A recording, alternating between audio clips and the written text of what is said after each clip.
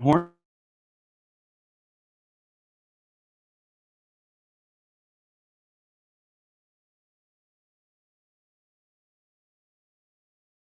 Member Meyerson, Dr. Robbins, Dr. Kaur, you do have a quorum. Thank you so much. In terms of the president's report, I'll be super brief and just once again thank board staff and my board colleagues for what was a wonderful retreat in Yuma. I always like to demonstrate that I-8 runs both ways, from Yuma to Phoenix, but it also runs from Phoenix to Yuma. And I think you got a little glimpse of the magic that is occurring in the community I'm so proud of. So thank you all for a wonderful event. And I will turn it. I wanted to report to the board as I've reported to the press, and some of you may have seen it already, but I thought I should give a full report to the board about it. A $40 million tutoring program that we have started.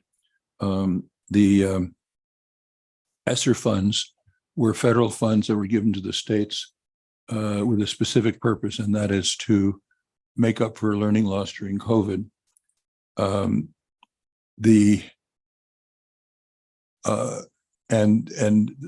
about 90% of the funds went directly to school districts. The department also received $130 million to use for that purpose.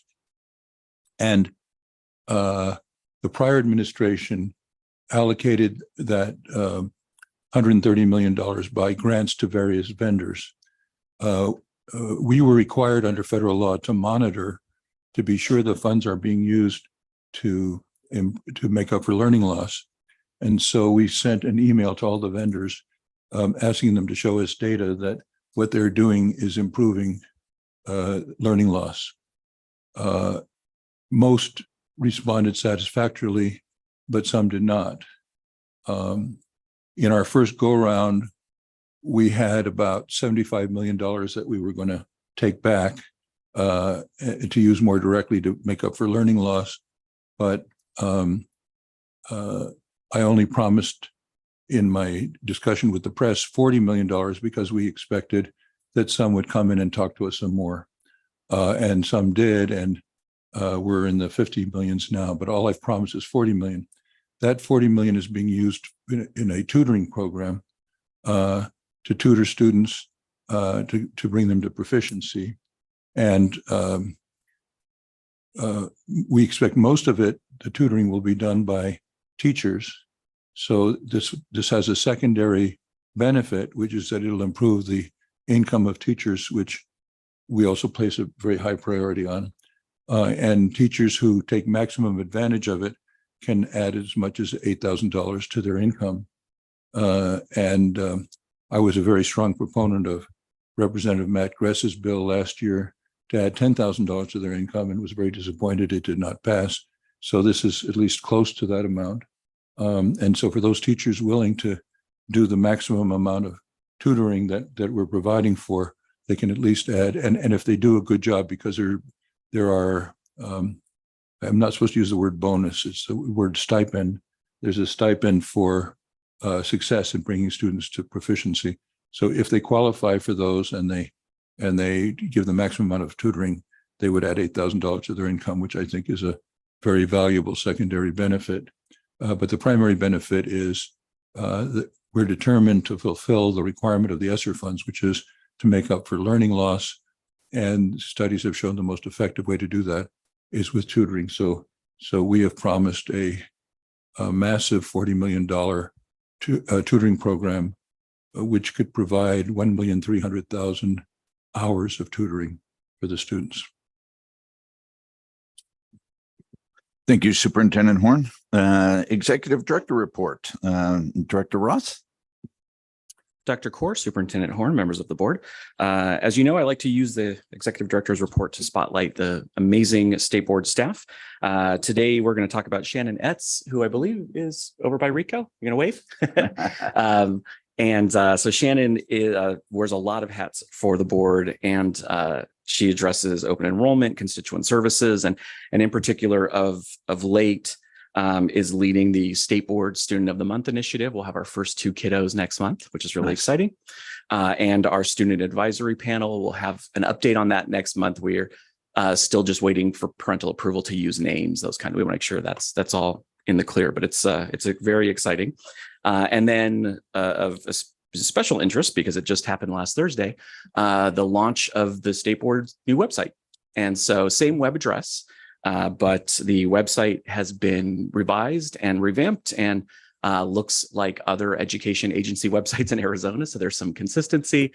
The content at the moment is the same, but now that the logistical work is done, we're going to start updating content pretty regularly and making some changes. But it looks really good if you get a chance to take a look at it.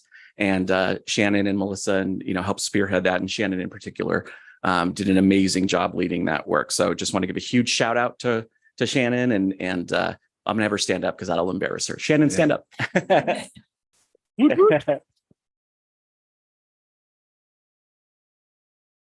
Thank you. Fantastic. Thank you so much. And congratulations, Shannon. I'll move us on to number 2, the call to the public. This is, of course, for the time to public. Members of the board may not discuss items that are not specifically on the agenda. And therefore, as a result of public comment, will be limited to directing staff to study the matter, responding to any criticism, or scheduling the matter for further consideration and decision at a later time. So we're going to limit speakers today, because we have a number of them, to 2 minutes, please. And Director Ross, have we received any requests for the first call to the public? Dr. Corr, Superintendent Horn, members of the board, we have up first will be Danielle Jordan, followed by Sarah Jedlowski, and then Joshua Hawkins.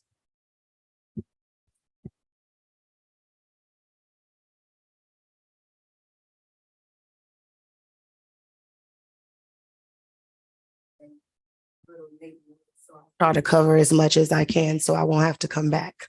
Okay. Real quick, I came here just for you, Mr. Horn.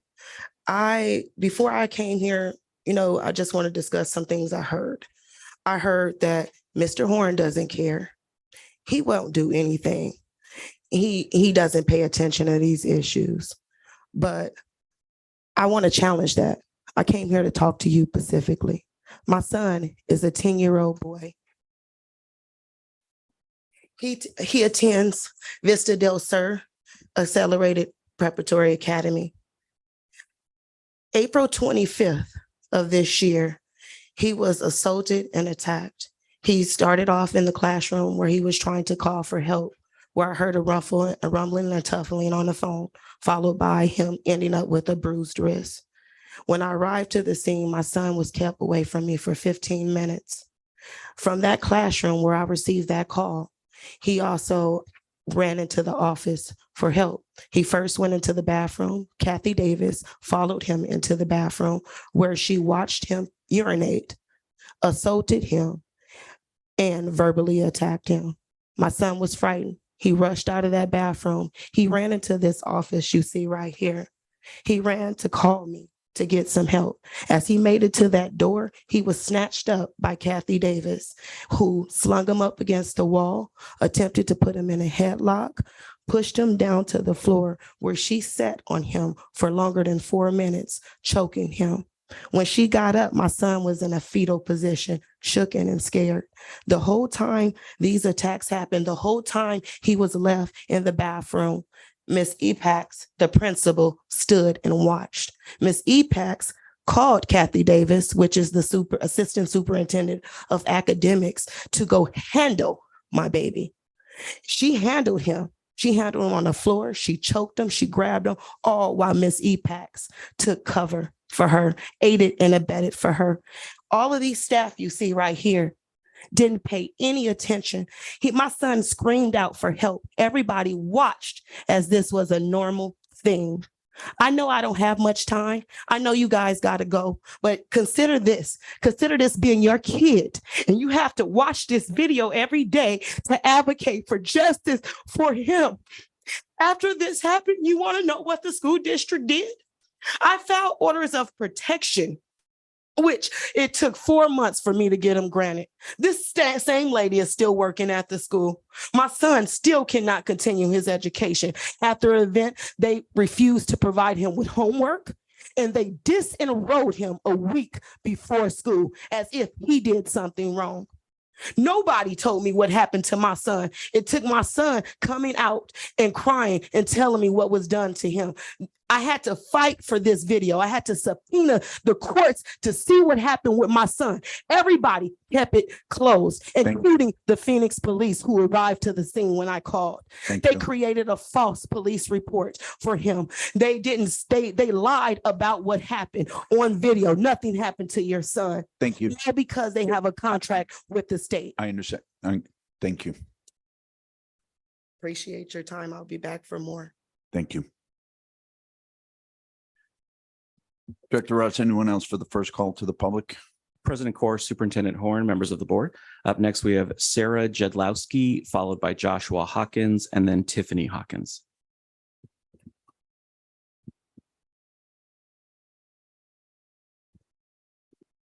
Superintendent Horn, President, members of the State Board, good morning. Today, I'm here to advocate for the importance of dual language programs in our schools.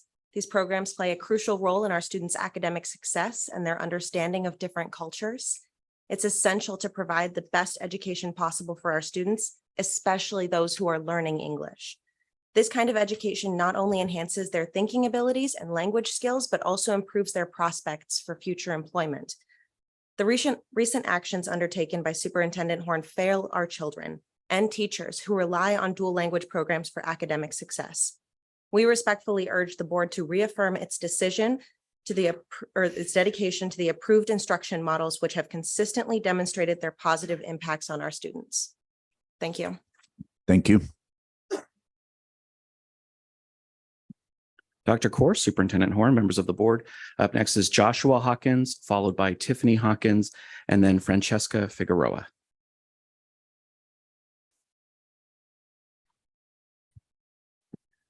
I'm Joshua Hawkins. Good morning, board, president, and others. I'm a parent in the Deer Valley District. We recently hit an obstacle with our administration. My 3 daughters are enrolled and my 2 oldest have endured numerous events of bullying, harassment, and physical assault, all with the district's knowledge, and they neglected documentation or consequences for the last 6 years. Emails, meetings, phone calls, and countless hours researching, no resolution. Our district is violating ARS 15-341 and 13-2921 bullying harassment laws, and at least a dozen of their own policies. The administration stated that there's an unwritten rule that they practice to determine what behavior fits. The bullying policy is unclear and vague, interpreted in a way that only they can understand. They claim that a 3 out of 4 criteria need to be met for the bullying term to be used. And the district stated this is why they don't document or take further action since it's just kids being mean, not bullying or harassment. We found nowhere in the ARS or district policy that states this unwritten rule. My children have suffered numerous attacks, discrimination, assault, and ostracism, many times reported and just as many ignored or uninvestigated, each time escalated. We visited other schools in our district and found they have no knowledge of this reporting process or reports that need to be filled out. The online portal to report is unmonitored and sending reports to spam. A lack of fidelity on policy and reporting is allowing untold numbers of reports to fall through the cracks. The district confirmed in email that the PBIS discipline structure they implement has no certification on file or any other document that shows they understand how to design and implement an MTSS system. The administration has also not allowed our board to review and approve the district handbook in recent years as they cited their layman understanding and inability to know what's best. This directly undermines the exact nature of a governing board. We've asked for insight, clarification, understanding, and what allowed these behaviors to go on. We've spoken at public meetings, again, asking for help to see the whole picture. The district has shown aggressive behavior by reduced responses, vague answers, allows only in-person meetings that get rescheduled. We're told info we have spoken on a board meeting is responded to in a special report that's proprietary and not public record. Deceit with hidden rules, lack of compliance with laws and their own policies is a breeding ground for disaster. Please help and give us hope we're not alone in this fight to save our kids. Thank you. Dr. Corr, Superintendent Horn, members of the board. Up next, we have Tiffany Hawkins, followed by Francesca Figueroa, and then Nicole Marquez. Tiffany Hawkins. Good morning, Board, President, and others. I am a parent from the Deer Valley Unified School District. I am in a battle with our district of its interpretation and application of their bullying, harassment, and intimidation policies. I was made fun of, called names, and teased of my weight in special classes through all of my time in the same district. Nothing much was done then to stop it either. It's worse since I've attended. My oldest daughter has bullying, name calling, and harassment from 4th grade through high school, teasing, seclusion, rumors, gossip, physical assault, all reported, but the school failed to record. My oldest had a student slap her in the face last year and posted slander on social media. The school only reminded them to behave and play nice. My middle daughter has repeat attacks on harassment from students for the last 3 years, including a student who said, "You're fat, ugly, and can't spell past KFC." She has been forced from the tutoring by a bully and separated from her friends. She begs to move schools regularly, and I'm afraid my youngest, now a kindergartner, will repeat if nothing is done. We have begged for help from the district. We can't understand why nothing is being done. They stated that they have been practicing an unwritten rule that makes it complicated for them to call it what it is. Due to the lack of compliance and laws, ARS 15-341 and 13-2921, along with district policies, our girls are fighting to be safe and heard by the schools. Nothing documented, investigated, or resolved. Always a talk and nothing noted in allowing kids to continue. The district has distorted the laws, their own policies. They agreed that every instance reported should be documented, investigated, and concluded with the actions. At the same time, they have failed to do what they say. None of these issues have been documented anywhere. Misinterpreting the laws, lack of certified training, and their discipline structures, unwritten laws or unwritten rules. This environment has made my kids feel unsafe and unwelcome. Our superintendent has his goals to reduce the suspensions by 12%. Makes one wonder if this is the way to reduce suspensions. Either way, we know something is wrong and needs to be done. Thank you for your time today. Thank you. Dr. Corr, Superintendent Horn, members of the board. Up next, we have Francesca Figueroa, followed by Nicole Marquez, and then Georgina Monsalvo. Good morning, Dr. Corr, Superintendent Morning. Horn, members of the board. My name is Dr. Francesca Figueroa, and I am the current president of AZTSOL, Arizona Teachers of English to Speakers of Other Languages. At AZTSOL, our mission is to be a leading organization in Arizona where English language professionals at all levels network, advocate, and develop professionally. One of our main goals is to advocate for all English learners and their teachers. Therefore, as a board, an organization, and as community members, we have concerns about the budget request and Tom Horn's actions of penalizing teachers. It is very concerning that his budget request is leading to penalties for teachers, with yet another unproven need to monitor teachers and quote, non-compliant schools, end quote. It's essential to ensure that teachers are supported in their roles, as they play a crucial role in the education system.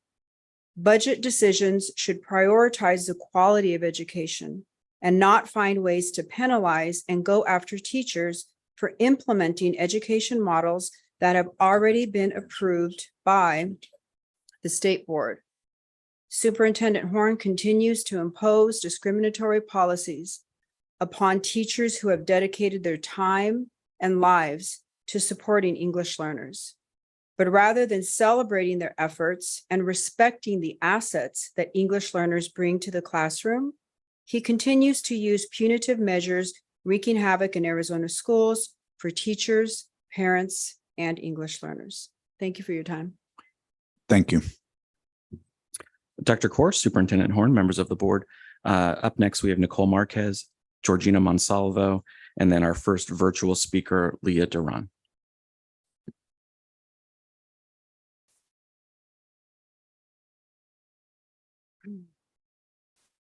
Good morning, board, president, superintendent, community members. I'm a parent to a first grader, fourth grader, and sixth grader, all here in the Arizona public school system, their whole educational lives. And my eldest started at Broadmoor out in Tempe. And after we moved to the Kyrene School District, we started him at Kyrene del Norte, a dual language learning school. My middle child started there for kindergarten as well. And then bam, the pandemic hit and we were all at home.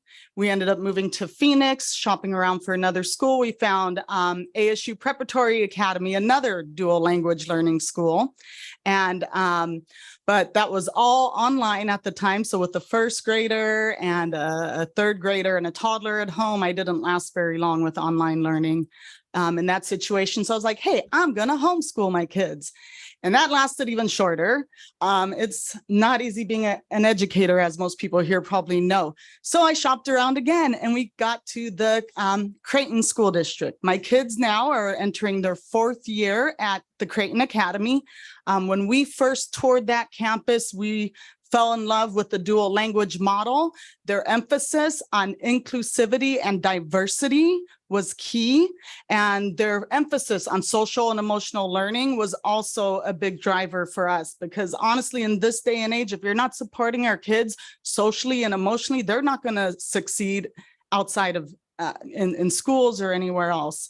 So we were so happy to have found that school. And let's see, go back to my cards. As you all know, you've been told multiple times, dual language learning works. It is great for kids. It is successful. And it is embarrassing to see the amount of public funds now that are being passed out to whoever, private schools, homeschools, whoever wants it, taking money away from proven models that our public schools are working on. To a projected tune of $900 million under the guise of parent choice, while you're shamefully trying to deny my choice as a public school family. So right now, we can no longer hold space for this kind of ideologically driven form of governance that hurts our students, it hurts our teachers, it hurts our families and our communities. Someone needs a change. Thank you. Thank you. Dr. Kaur, Superintendent Horn, members of the board. Our last in-person speaker will be Georgina Monsalvo, and then our first virtual speaker will be Leah Duran, followed by Maria Cristina Lattis. Good morning, Good morning. President Kaur and Superintendent Horn and members of the State Board of Education. I'm here once again to address the recent actions taken by Superintendent Horn, because for me, this is personal. As I have been in attendance in June and August, please be rest assured that I will continue to advocate on behalf of all students, with a particular focus on ELL students like my son Jorge. Superintendent Horn, you have expressed your commitment to empowering parents and ensuring that we as parents have the freedom to choose what is best for our children. Why does it appear that this dedication is wavering when it comes to parents like me, whose children aren't proficient yet in English? The data overwhelmingly demonstrates that structured English immersion is ineffective, as we've known for years. You have also heard from other students, teachers, and fellow parents who have been adversely affected by the system, yet it appears their concerns are falling on deaf ears. Why, then, would you seek to limit parental choice, even when the legislature unanimously passed a bill aimed at modernizing an outdated segregation model imposed on all ELL students? These models were researched and approved by this board. Rather than penalizing schools and educators for employing these models, our focus should be on expanding educational opportunities for all ELL students. Let's put an end to the political games and stop wasting taxpayer dollars on lawsuits that appear to serve Superintendent Tom Horn's personal agenda more than the best interests in our kids. It's time to prioritize educational opportunities for all of our kids. Thank you. Thank you. Dr. Kaur, Superintendent Horn, members of the board. Virtually, we have Leah Duran, followed by Maria Cristina Lattis, and then Carrie Sampson. Executive Director Ross, Leah Duran has not joined the meeting yet today, but we do have Maria Cristina Lattis on the line. Thank you, Jessica.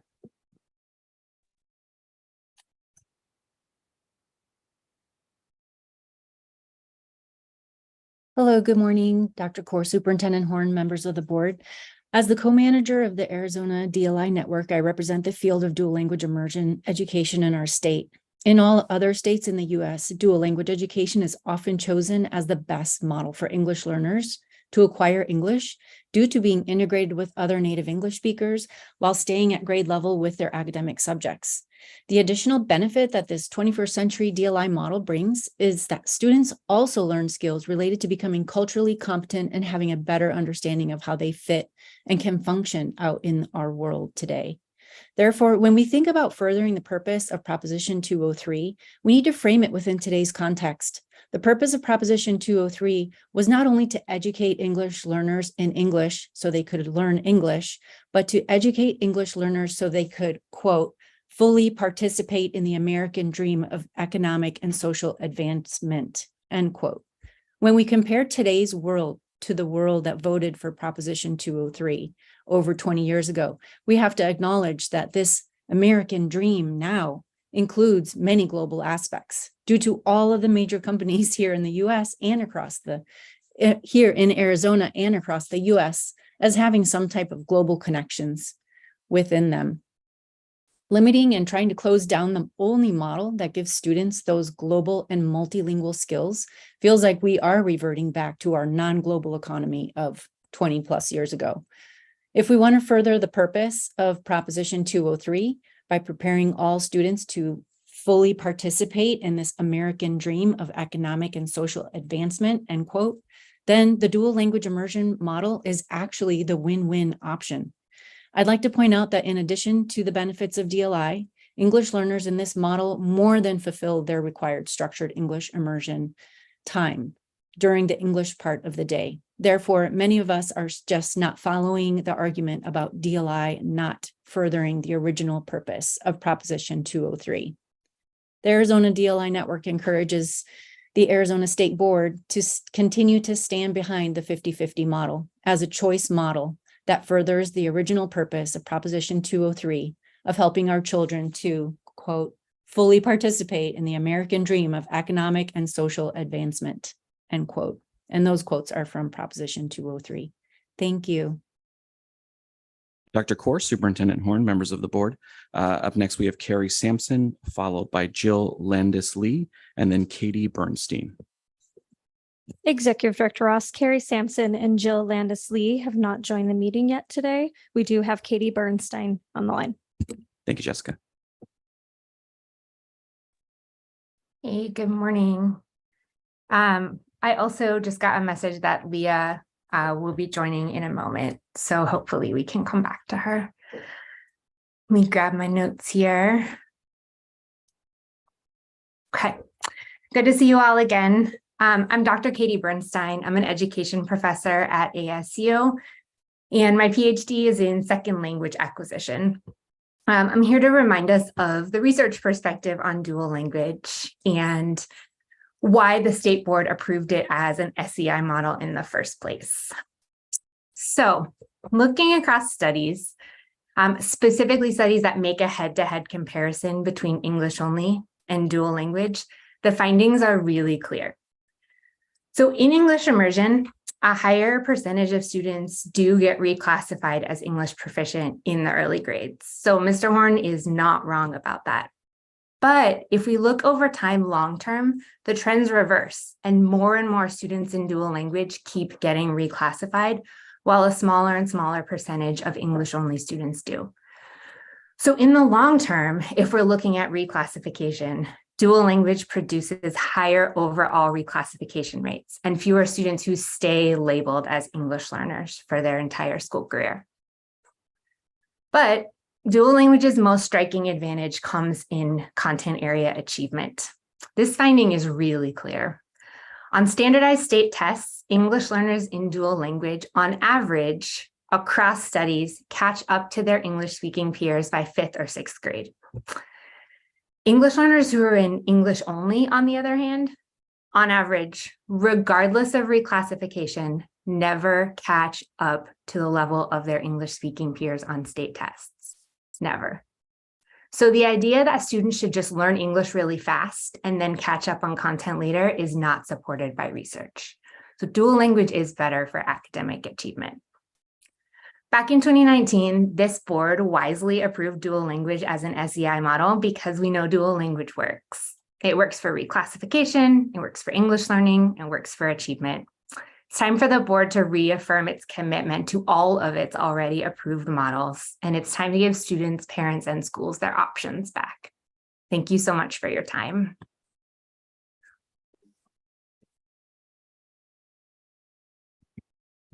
Dr. Kaur, Superintendent Horn, members of the board. Up next is Jessica's Leah Duran with us. Executive Director Ross, Leah Duran is not yet joined. Okay.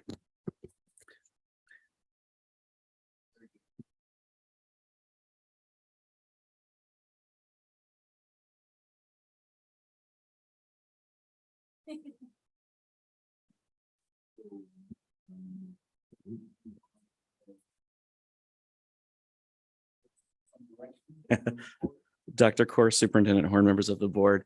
Our first presenter for our first item is running a little behind. I know traffic's pretty bad today, so we're actually going to go to item B first, if that's okay. 3B, excuse me. Executive Director Ross and President Kaur, do you want to do the consent agenda first? Oh my God, I'm sorry. Sorry. Thank you, Jessica. It is, for the record, it has been a morning. So my apologies. Yes, that would be amazing to go in the order of the agenda. Thank you.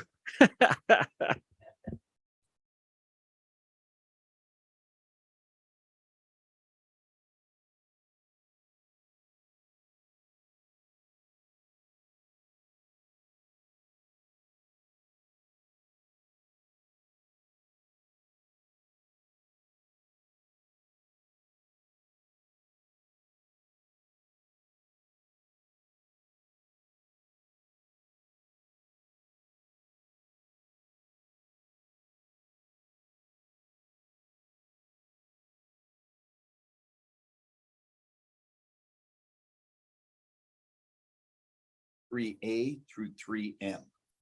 So moved. Thank you, Vice President Haley. Do I have a second? Second.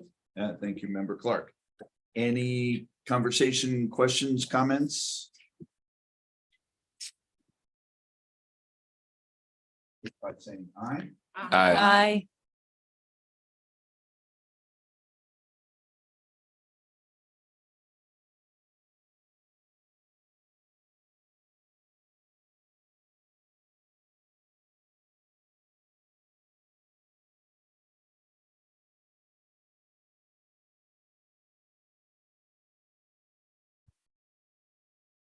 Dr. Kaur, Superintendent Horn, members of the board. We have Dr. Mark Jornstad from Arizona School Administrators.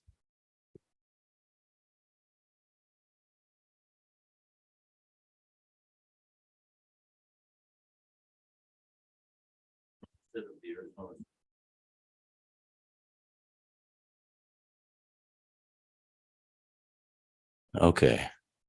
I was trying to use my playground voice there. You still got it.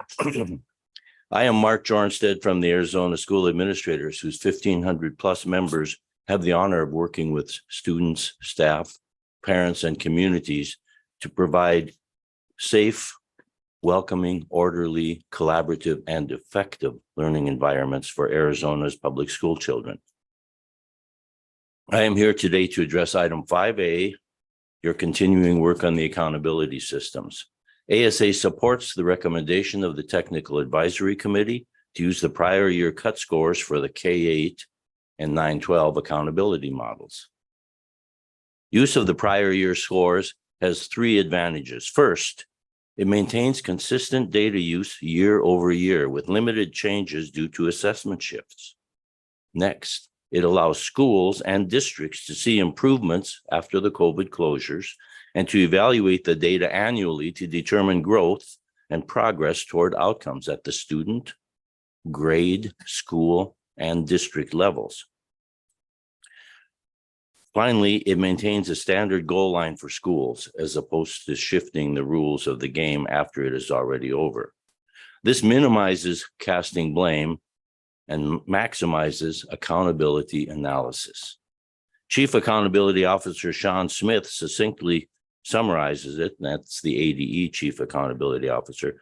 By applying the prior year cut scores, schools experience variance in their letter grades based on the practices they have implemented. So then the question, we see this as essential. Schools and administrators and teachers can then say, were our practices effective or not? The questions then become, what needs to be supported, even expanded, and what ineffective practices need improvement or removal? Accountability is not punitive, but supports and nurtures academic achievement. We urge support of the continuation of prior year's cut scores. Our members and their schools support assessment and accountability. A consistent approach serves that purpose best. Thank you. Thank you. Are there any others for this call to the public, Director Ross? Dr. Core, Superintendent Horn, members of the board know that concludes this call to the public. Just a reminder to folks to make sure to use the microphone when you're speaking as well. Absolutely, and thank you. So as referenced, we'll hold on to 5A for the time being and move us on to item 5B. And this is the presentation, discussion, and possible action to approve the Arizona Department of Education's plan to implement dual enrollment student development fund. Director Ross. Dr. Core, Superintendent Horn, members of the board, with us today is Michelle Udall from the Arizona Department of Education to present on dual enrollment. Welcome, please. Good morning, Dr. Core, Superintendent Horn, members of the board. Thank you for having me today to talk to you about dual enrollment. This past session, the legislature appropriated $15 million to help pay for students to take dual enrollment courses. And so this presentation is about what we're doing to distribute those funds, how that process will work. So go ahead, first slide. Next slide. Thanks. So the statute said that the dual enrollment can reimburse students. It's for any student who qualifies for free or reduced lunch and has at least a 2.5 GPA. So there are a couple requirements before they can take advantage of this. Up to $50 per student per credit hour will be reimbursed. They do have to receive an A, B, or C in the course. So students who do not pass the course or get a D will not receive that reimbursement. It's a maximum of $300 per student per year for 9th and 10th graders, $600 per students per year for 11th and 12th graders. So that's quite a few dual enrollment classes. Few students take more than that. That won't be much of a limit as far as the high end there for students who take dual enrollment classes. The courses only have to fulfill a lower division general education credit at one of our state universities or community colleges, or they can be any course that is required for a certificate, a credential, or a license. So they do have to be courses that lead them somewhere. They can't be random courses that don't actually give them credit when they move on to college, or that don't pertain to a certificate or license. So this is what the providers will need to do. The dual enrollment providers are the community college that is giving, or the university that's giving the credit. So this is the college side. They will go ahead and enroll the students, and they're going to waive that $50 per credit hour in applicable courses up front. We really want to make sure that the students aren't having to pay this money up front and then be refunded later, because that's a big roadblock for students in poverty. Students who can't afford to pay it and wait until the end of the semester to get the money refunded. They don't take the courses because they can't afford to pay it up front. And so for that reason, we're trying to make it as easy as possible on those students. So the community college or whoever's offering the credit has to make sure that the student meets those requirements, the eligibility requirements, the free and reduced lunch, the GPA, and all of those, and that the course meets the requirements. And then they need to waive the fee on the front end. At the end of the course, when the students have gotten their grade, then those community colleges or universities, whoever's providing the credit, will submit a report to us at ADE for reimbursement. The high school that is providing the course, so the high school or the CTED where the course is being provided, can come up with a data sharing agreement so they can share that free lunch status with the student's permission. They can also sign up those students and make sure that students receive that information. So that's the high school's responsibility.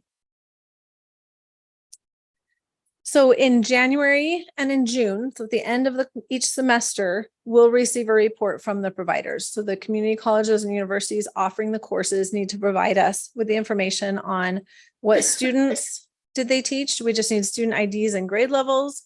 What course did they take? How many credit hours and what grade did they receive? So this should be a pretty simple report for them to do.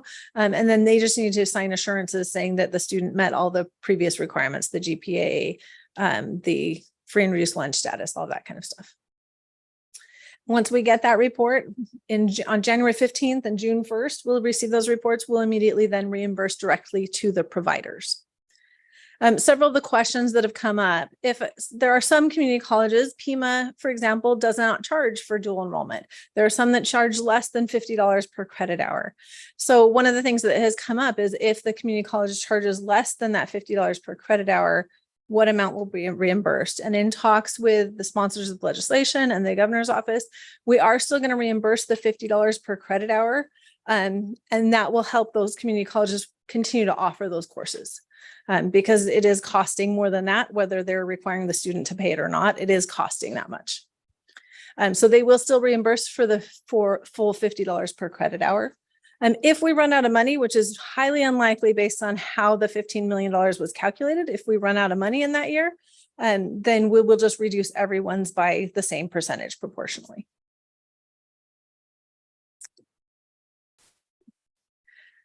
There have been a lot of questions about what counts as dual enrollment. Can we do concurrent enrollment? Can we do a bunch of different things? The legislation does speak directly towards dual enrollment, meaning in order to qualify, the student has to take the class at the high school or CTED campus. There are a couple of cases where the CTED is co-located on a community college, and that would also count because that's on the CTED campus. And it has to qualify for both high school and college credit in order to qualify for this program.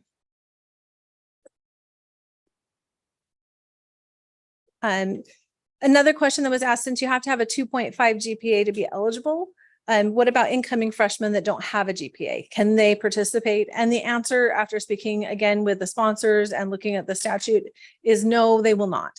You cannot participate until you already have a GPA. So if a freshman comes in having taken some high school classes and has a GPA, they can participate immediately. But the idea of the GPA was to make sure that students are actually prepared for college level. And a freshman coming in with no high school GPA is likely not prepared for that college level yet. And they need to show that they are. Another question is about IEPs and 504 plans. So students with disabilities that may need special accommodations. Do those apply? Yes, they do. Those accommodations do apply within a dual enrollment course.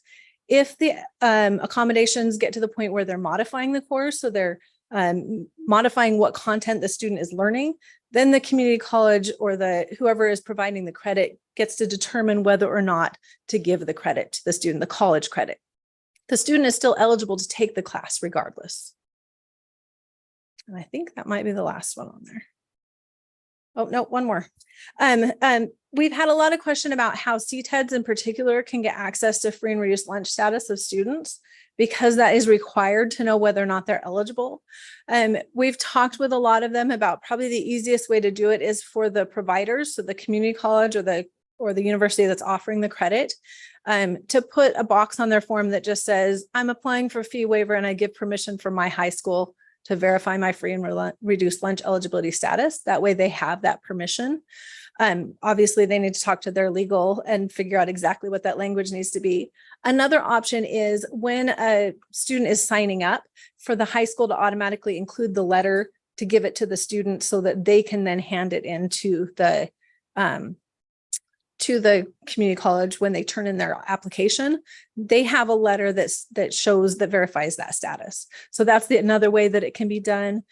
Either way, we want to make sure it's no extra work for the student. We want to make sure that it's as easy as possible for the student to get that waiver, because a lot of times every extra step we put in the way of them makes it less likely that they're able to access those courses. So we're trying to make it as simple as possible. If there is extra money left over at the end of the year, we do have to disperse all the money by the end of this fiscal year. So if there is extra money at the end, we've talked about just distributing it proportionally depending on how much is used by each provider this year so that they can continue to offer that to students in the next fiscal year. But I'm open to questions. Thank you, Michelle. I have a few thoughts and questions, but I'll let my colleagues go first. And I will note that ultimately, when we get to a vote, I will recuse myself from that vote.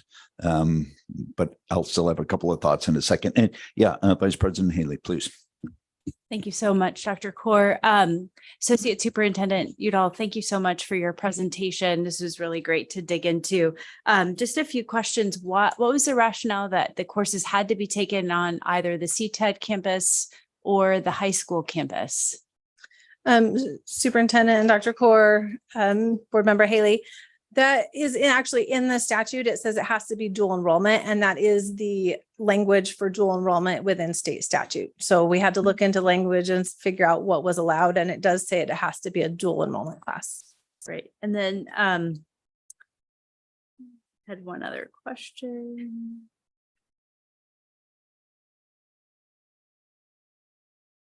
I think I'm okay. Thanks. Anyone else? Member Catanese, please.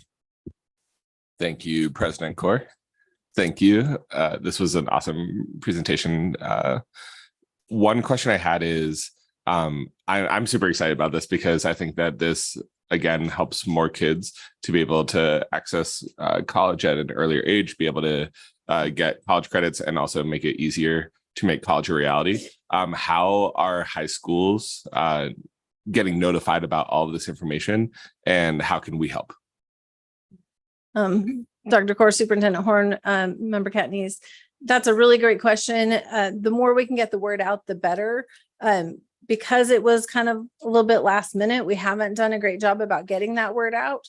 And so we're open to suggestions on how we get that word out. We have posted in a few places. I believe we put it in our AZ edition, or we will if we haven't yet. But anything we can do to get the word out. We've mostly talked to the community college providers so that they're making sure that their high school partners know. But we're happy to work with you to try and get that word out better. And is this something that superintendents will kind of distribute also to all their sites and everything like that, like Phoenix Union, for instance? I would hope so. I hope they're doing that. That's the best way to get it spread out, is each one pass it down the chain. Thank you. Dr. Kaur, Superintendent Horn, Member Catanese, we also can send that out. We have listservs of superintendents, principals, and other folks that we can help the department advertise. Please. Just one last question. Thank you again for your presentation. For those that are pursuing, say, they're going to take calculus at the college level in a dual enrollment, that wouldn't necessarily go to a certificate or a license, but would a student be eligible to take a class like that in order to meet the criteria? Yes, that will count as a general education credit at a college. So that would definitely qualify. Member Clark. Thank you for your presentation. I have a question about the students with disabilities that are going to be participating. Will the department be tracking the number of 504 plan IEP students that enroll to participate in the program? And then additionally, since it sounds like the school can determine whether or not they receive the credit, will there be any tracking on how many of those students actually received credit and how many did not? Member Clark, we weren't planning on tracking that. We're trying to make the reporting as simple as possible, especially since it was put into place kind of late in the game and has to be distributed within 1 year. So we weren't planning on tracking that. We can talk about that and make a determination, but we hadn't planned to track that information. I think it would be a real loss if we did not track the number of students with disabilities that are participating in this program. One, because it would help us identify, are they even participating, or are they discouraged before they even get into the process? And then two, for those that do choose to participate, since essentially the school is getting to decide whether or not they get the credit based on what accommodations or specially designed instruction they get, it would be great to know how many of those students actually did end up getting credit. So there'd be opportunity later to make, I think, some good decisions about potentially how we could support students with disabilities better through these dual enrollment programs. Great. That would be great data to have. We'll have to look at that. Thank you. And yeah, Member Kervikis. Thank you. Let's say Representative Udall, but Michelle, thank you for that great presentation. Thankfully, because of the Helios report that came out last year, we do know, and we know that the number of students with disabilities participating, unfortunately, was so low that it actually couldn't be reported in the report, meaning it was less than 2% or 20 kids. So it was statewide, by the way. So thank you very much. And I'm so grateful to the sponsors for including this language, but there's still a lot of confusion out there. So I'm looking forward to ADE, probably the ESS department, putting out some guidance for the special education and transition directors, because there's a lot of confusion. As we all know, each county does things a little bit differently, but there's a lot of confusion on how to make that happen and how to embed that in the transition plan. So I think that would be really helpful. Thank you. Any other thoughts? Michelle, thank you. Thank you for all your work on this, on this issue. Super important to community colleges. And I know we've been in close contact with your office, and just really, really pleased with the way it turned out. A couple of things that community colleges are certainly keenly aware of this legislation and are working with our feeder high schools across the state. I also want to give a shout out and a thank you to Helios, and I see Janice here with us, Palmer with us here today. They've been a major push behind the legislation itself. I think there was a webinar not too long ago with multiple hundreds of folks who attended. So I think in terms of getting the word out, there's work to be done, but we're down the path. So a couple of things. You've referenced one-time dollars, correct? Correct. And obviously across the state, the semester has already started for all providers. So those dual credit students have already paid, if assuming the institution charges. So that model of waiving the tuition is really only applicable for the spring semester, correct? Dr. Kaur, some were able to get this information out ahead of the beginning of this session. So some of them actually did waive upfront. Okay. And then the carryover. So assuming we don't spend the 15 million, and I think we're all going to go huckledybuck to spend it, but if we don't, the thought is then not rolling it over to the next academic year, or tell me again what the thought is. So Dr. Kaur, statute requires us to distribute the money in this fiscal year, the entire amount. So we will distribute the rest proportionally depending on how much was used the previous year. So each provider, whatever percent that they received, will distribute that same percent again to them. With the expectation that they use that to provide the same subsidy in the coming academic year. Exactly, Dr. Kaur. And then we will ask for reports from them as well in that coming year. The same type of report, they will just have received the money in advance. Fantastic. Well, and again, we're thrilled with the work that's being done. We're thrilled with the prospect of allowing the college experience to many more high school students, and ultimately seeing them move on to higher ed and earn degrees. So I thank you for your efforts. And with that, I'll ask Vice President Haley to kind of call the vote on this one, as I will recuse myself. Great. Thank you so much, Dr. Kaur. Do I have a motion to approve the Arizona Department of Education's plan to implement the dual enrollment student development fund pursuant to laws 2023, chapter 142, section 17? So moved. Member Catanese, first motion, and then member Kervikis, second. Okay, great. All in favor? Aye. Aye. Any opposed? The motion carries. Thank you, Vice President Haley. Okay to go back to 5A? Yeah.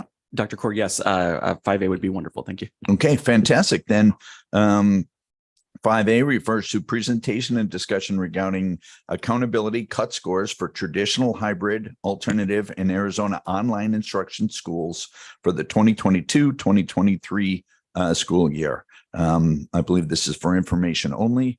Director Ross? Dr. Core, Superintendent Horn, members of the board, just as a reminder, the board will hear the presentation this month. We'll vote in October. Upon approving cut scores in October, the department will then release two letter grades to the board to be released to the public no later than November 1st. As soon as letter grades are released to the public, that does open the appeals window. That window will close on November 15th. And then the appeals committee, and thank you so much to Dr. Clay, Dr. Hagerman, and Member Meyerson for being on that committee, will review appeals, which would then be brought forward to the December agenda. So just a reminder of the schedule coming up. With us today, we have the Chief Accountability Officer from ADE, Sean Smith, who will be leading you through the cut score presentation. Welcome, Mr. Smith. It's all yours.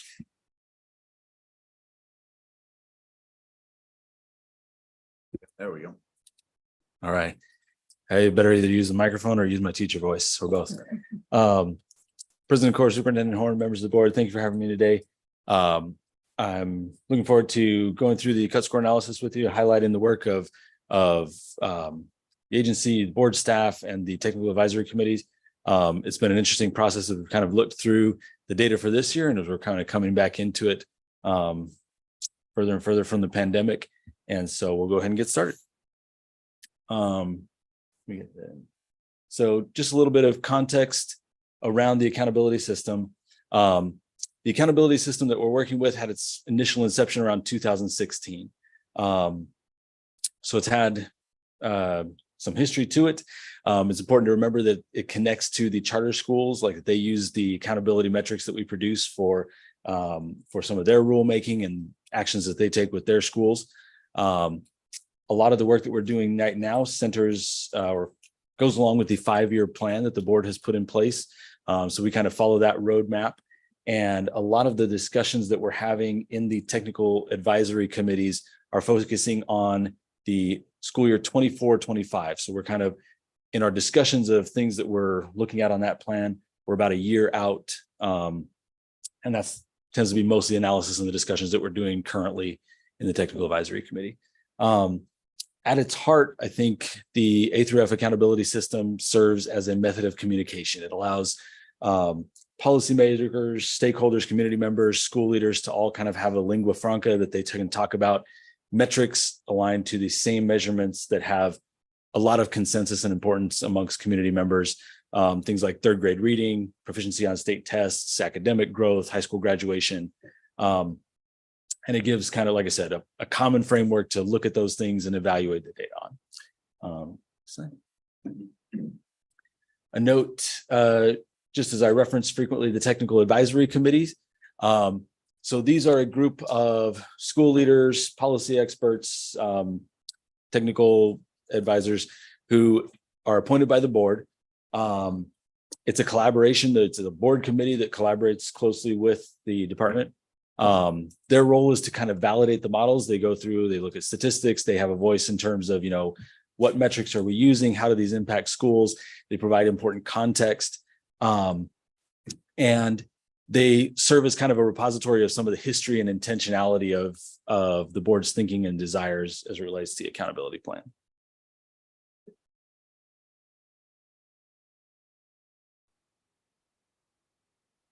A second there, I thought I was going to have to do some of my crazy talk where I'm like, all right, close your eyes and imagine a slide.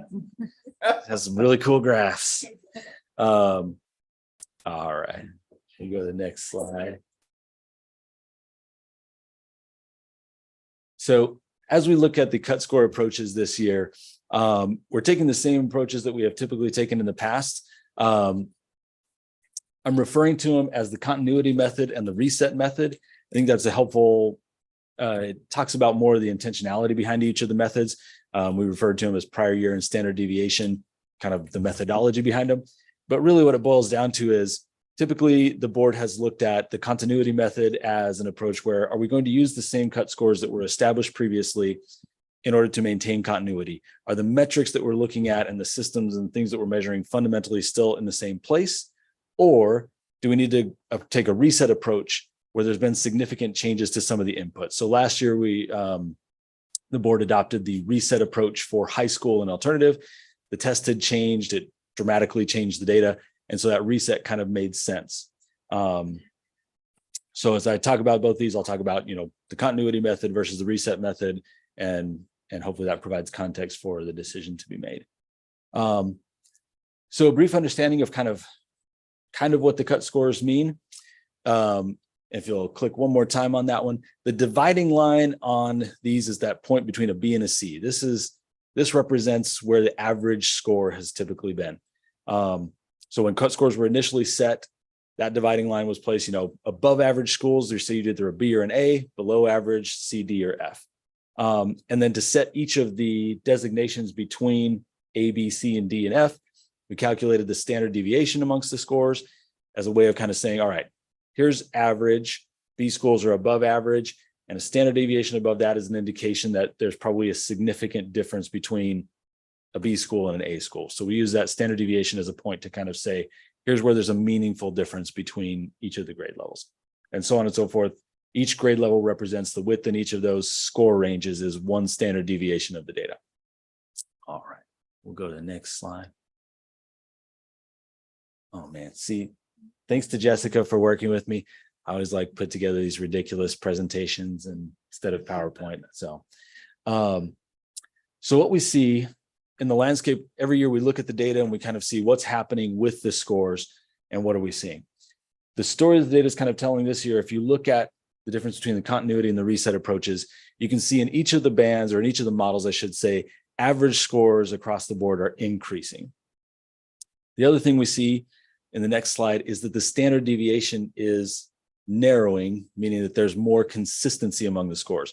So since I think the initial adoption of these cut scores was in 2017, since that time, those have been consistent from K-8, but we're seeing scores increasing and consistency amongst the scores also increasing.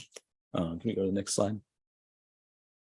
And this next slide just kind of shows the difference in the standard deviation across each model, and where we're kind of seeing that, again, like I said, there's less variability amongst how schools are scoring now. Let's go to the next slide.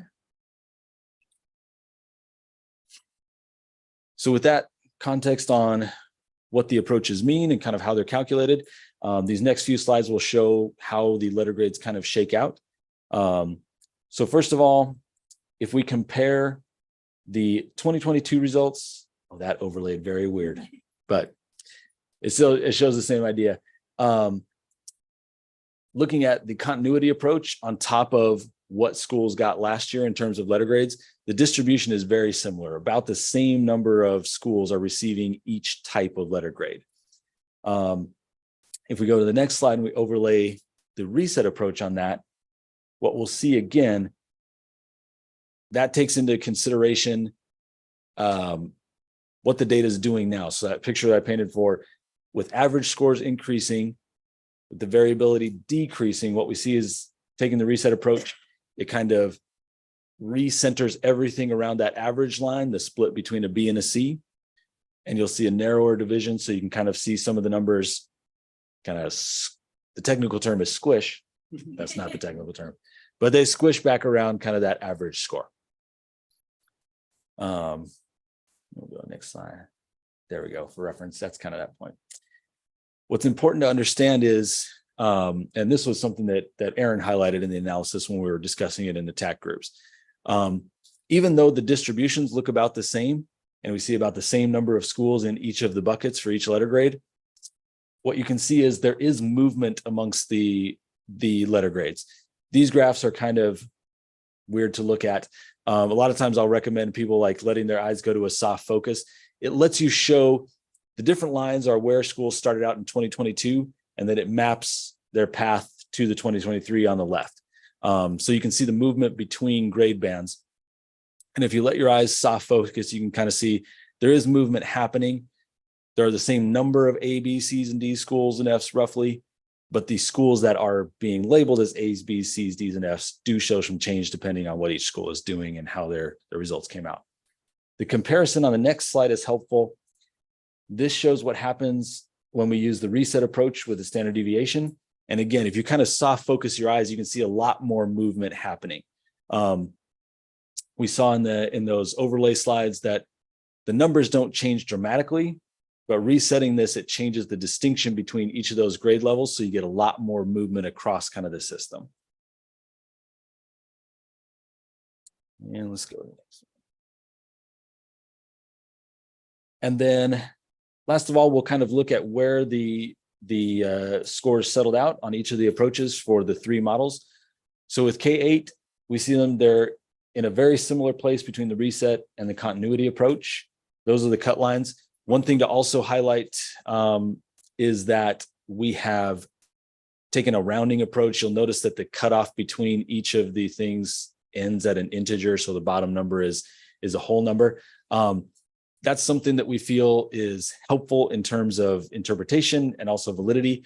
A lot of the measures are talking about individual students. And so when we talk about decimal points with individual students, it gets really weird.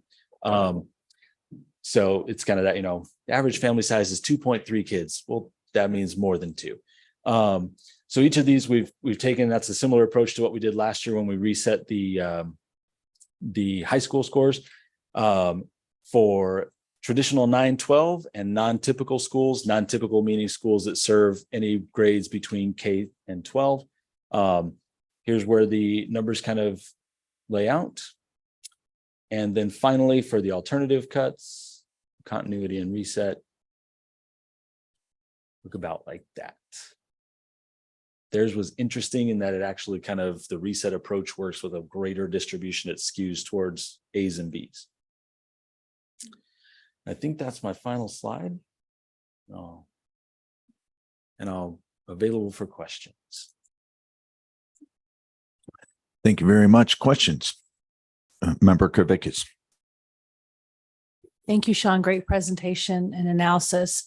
I have a question. I'm almost embarrassed to ask it, but I want to make sure I understood something. We're still using a mean as kind of the dividing of where the C is set, right? Correct. So if my basic statistics still serve me, that means in theory, half the schools should end up on either side of that line. But the numbers don't appear to be that. And then my second question is, if it's still based on basically a normative system, how can every school become an A? Those seem like conflicting policies. That is probably the perfect question. Sorry, President Court, Superintendent Horn, members of the board. That is probably the perfect question to ask as a lens to look at these two approaches. So the continuity approach was based on that original mean when they were first set, saying like, all right, when we're starting A through F accountability, here's where the mean and variability lie. Anytime we do the reset, it's exactly like you're saying. It recenters, so you've got about half and half the distribution. Oh, thank you, Jessica. And you'll end up with half and half on either side. And it makes it more difficult. It resets so that it becomes more difficult for any given school to achieve, because it kind of resets, no matter how good anybody's doing, it's going to reset. And so that's where, again, Jessica's got it on a perfect place here. Re-looking at the data, what we're seeing is average scores are increasing, variability decreasing. So exactly what you're highlighting. If we're to reset, it will kind of shift that back to a more half and half split. And there'll be any schools that were kind of making progress on that continuity approach are going to be kind of put in that norm reference place with the reset approach. I just had a light bulb moment. Thank you very much. That was a good helped. question. That helped. I just have a side question note, and I'm not saying I'm specifically requesting this because I know it would be a hefty lift, but I know other states like Ohio used to, I don't know if they still do, actually grade each individual component. Because there's always that thought of like, okay, you're an A school, but how are you doing on all these other things? I'm sure there's a big Excel file with pivot tables out there I could play with. But if there's something that either you could walk me through on a side note, or I don't want to ask for a huge data request, but I think that's still a really important policy question is, okay, here are A schools, but how are they doing on all the individual components? President Court, Superintendent, or members of the board, I think another great point that you bring up here, Member Kravickas, it is a lot to communicate in a single letter of the alphabet. And so there's been discussion about that. And I appreciate that comment, and we'll work with board staff as we look at that going forward. Dr. Core, Superintendent Horn, members of the board, Member Kravickas, there has been discussion with the department about releasing component scoring because it is available. The data are available. It's a discussion that kind of needs to go through some stakeholder input first, but it is actually one of the topics of discussion for the ATACs to look at. Member Myerson. Thank you so much, Sean, for the presentation. Two questions for me. One is, and I don't know if you're able to speak to this yet because we have not yet released the grades publicly, but you said that scores, it seems like our letter grades are improving or increasing, the number of maybe A's and B's. Do you know, or can you speak to the fact that is that a question of proficiency increasing, or is that because growth has increased, which I know last year growth was the primary driver of that, not necessarily proficiency. And do we know that yet? President Core, Superintendent Horn, members of the board, Member Myerson, that's an excellent question. I think what we're seeing, exactly what you're highlighting. All right, stop me if I get too technical and nerdy here, but in the growth component, we assign an additional weight for students who scored minimally proficient the prior year. So last year, as we had students coming out of the pandemic, there were a lot more kids who were essentially eligible for those double points within growth. And so we saw those growth numbers dramatically increase. And also we have the balance of student growth target was not a component of that. So it was just based on that student growth percentile, which had that double weighting available for minimally proficient students. So you had a larger group of students who are scoring minimally proficient available for those double points. And then that translated to these elevated growth scores in a lot of schools. I don't think we're seeing a huge drop off, but if I refer back to those spaghetti charts with the lines going everywhere, I think that is what you're describing is a lot of the reason for the movement around. We're now, as student outcomes are changing, it creates a different picture within growth. And so some of the schools that may have been scoring the really, really high growth because they had a lot of minimally proficient students making high growth, that landscape kind of changes. And now some of the dynamics are shifting as we kind of come back more towards normal. And I think over the next couple of years, we'll continue to see that trend that it will kind of stabilize out. And the landscape will tend to look different. So I think, again, to your point, like, we see some of those scores increasing. The underlying nature of those, of where they're getting those points, looks a little bit different. And the schools that are within each bucket are changing around a little bit too. Got it.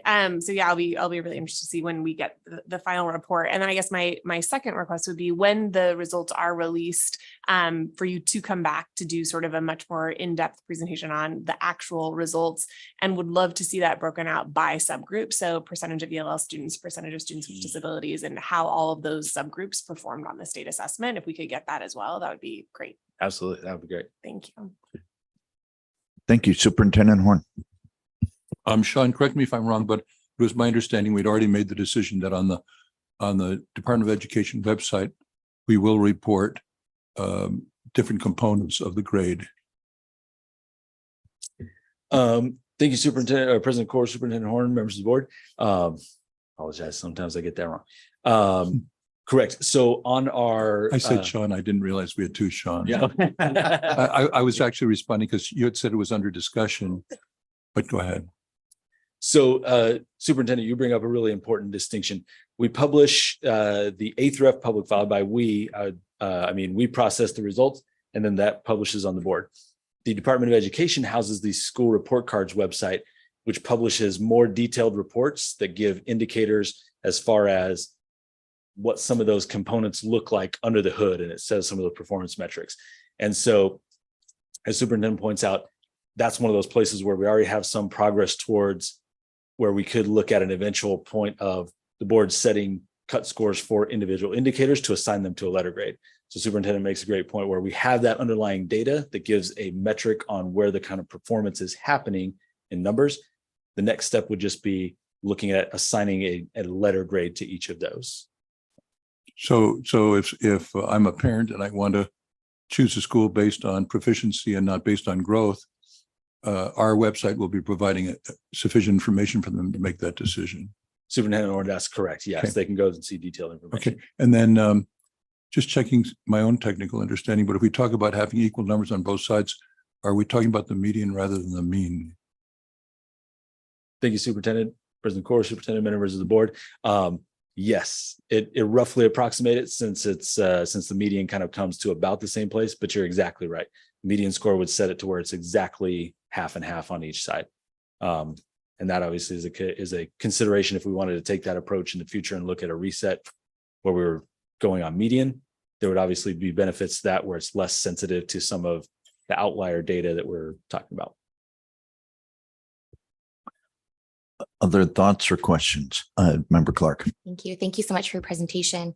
The only thing that I wanted to bring up, and I've only been through this process once before as a board member, is the changing of the terminology from prior year to continuity method and then standard deviation to reset method.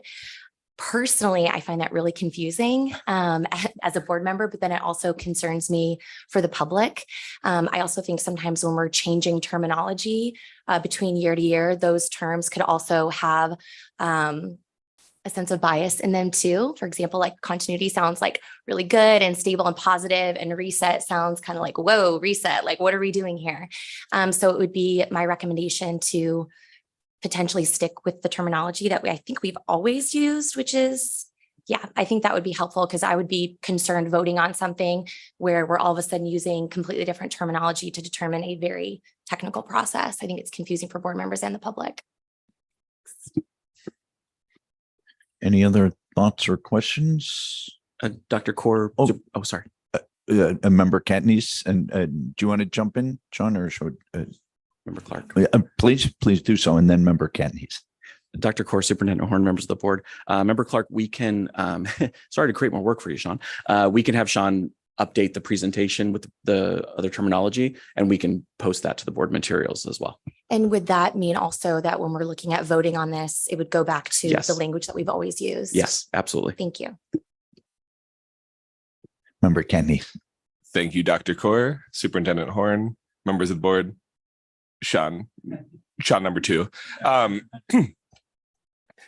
think that question was actually something that was actually helpful for me because actually it turned to member Myerson. I was like, wait, is continuity prior year, right? And I think that I'm thinking about it from a teacher's perspective, from a school perspective. Whenever I'm in my classroom and I see these reports and I want to see what kids are, proficient in, but also what they need more help in.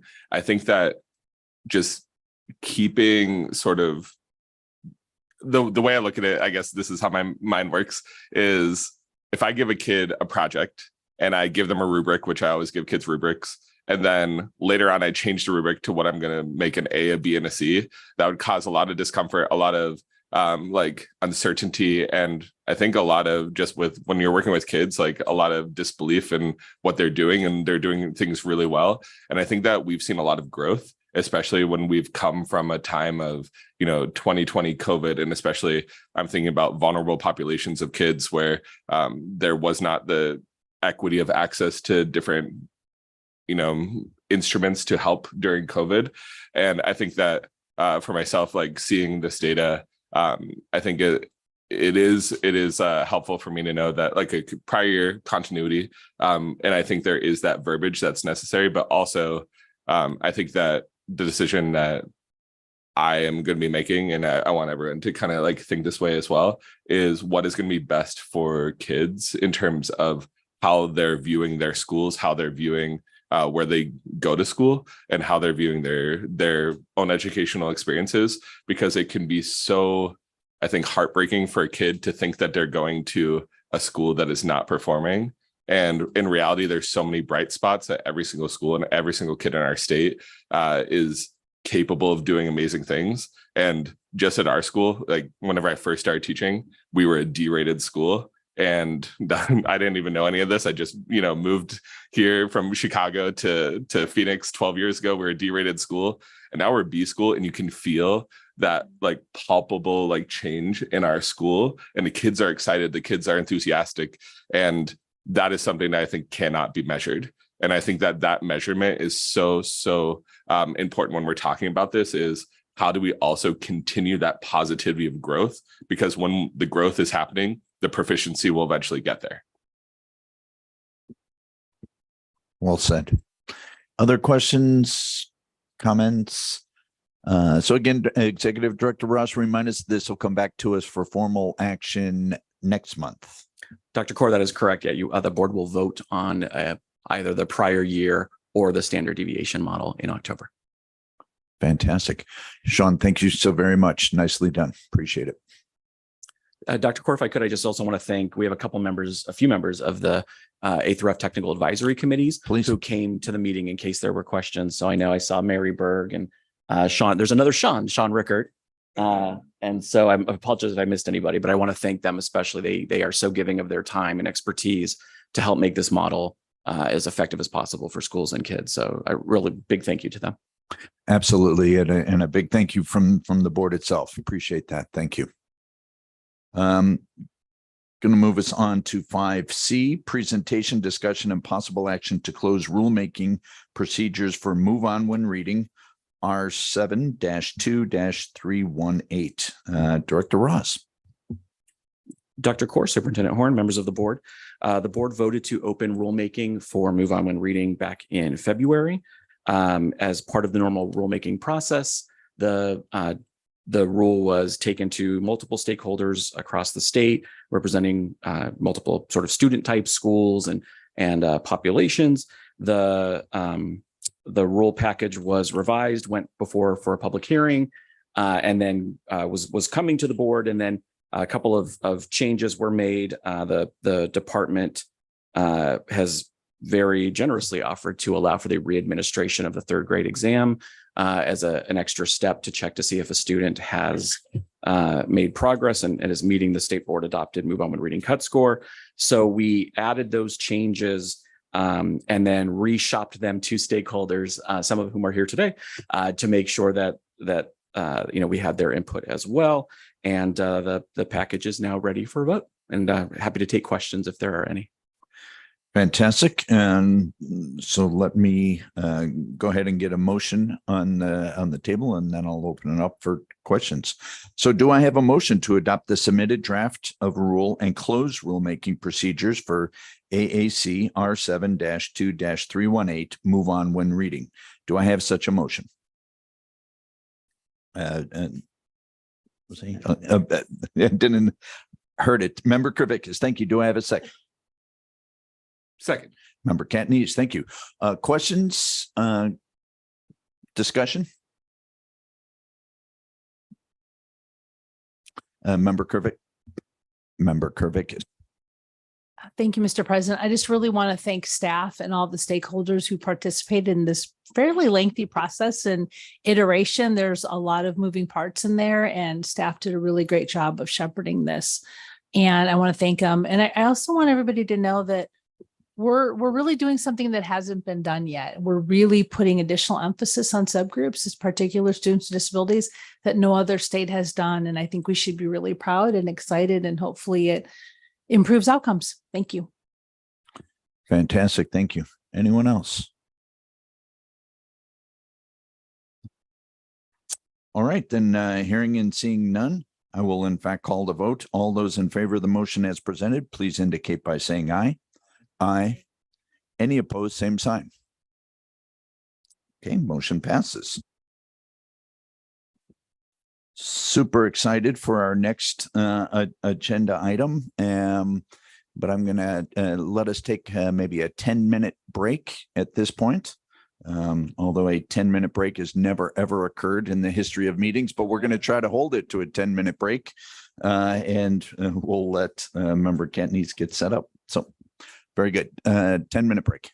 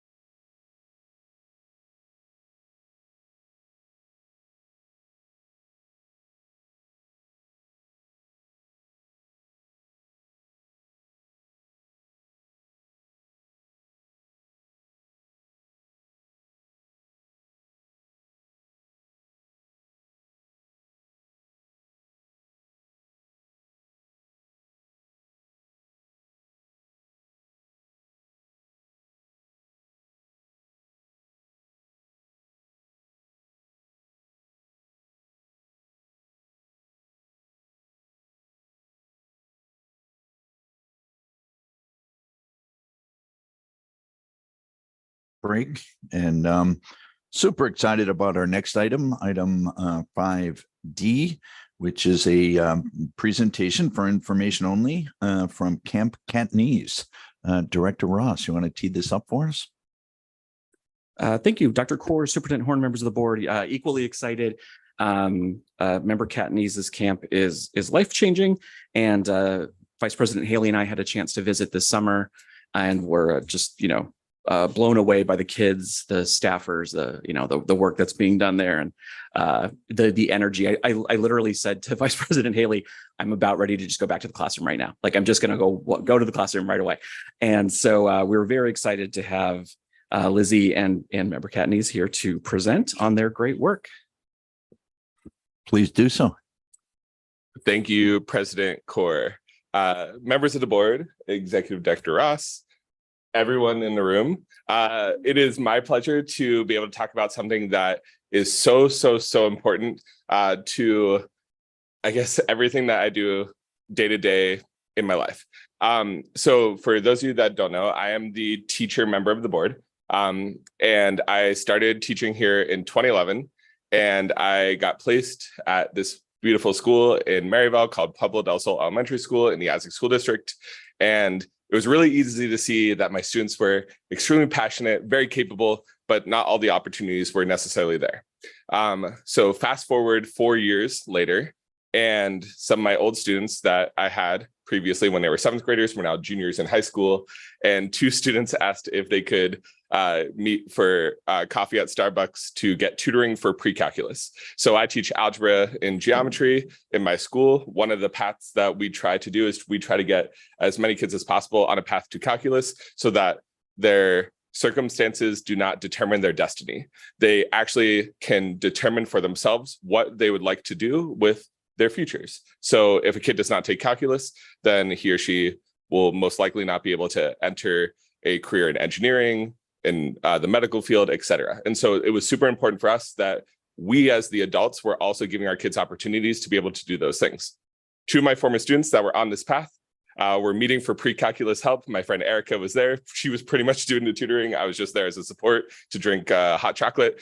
And the 2 students that we were tutoring were very much so embarrassed to ask a question. And they were going back and forth, and they were like, you ask him. And finally, my student Edgar asked, and he said, have you heard of something called the ACT? And I said, the ACT? Yes. I was like, many people have heard of the ACT. And he said, we're supposed to take it on Monday, but we don't know what it is.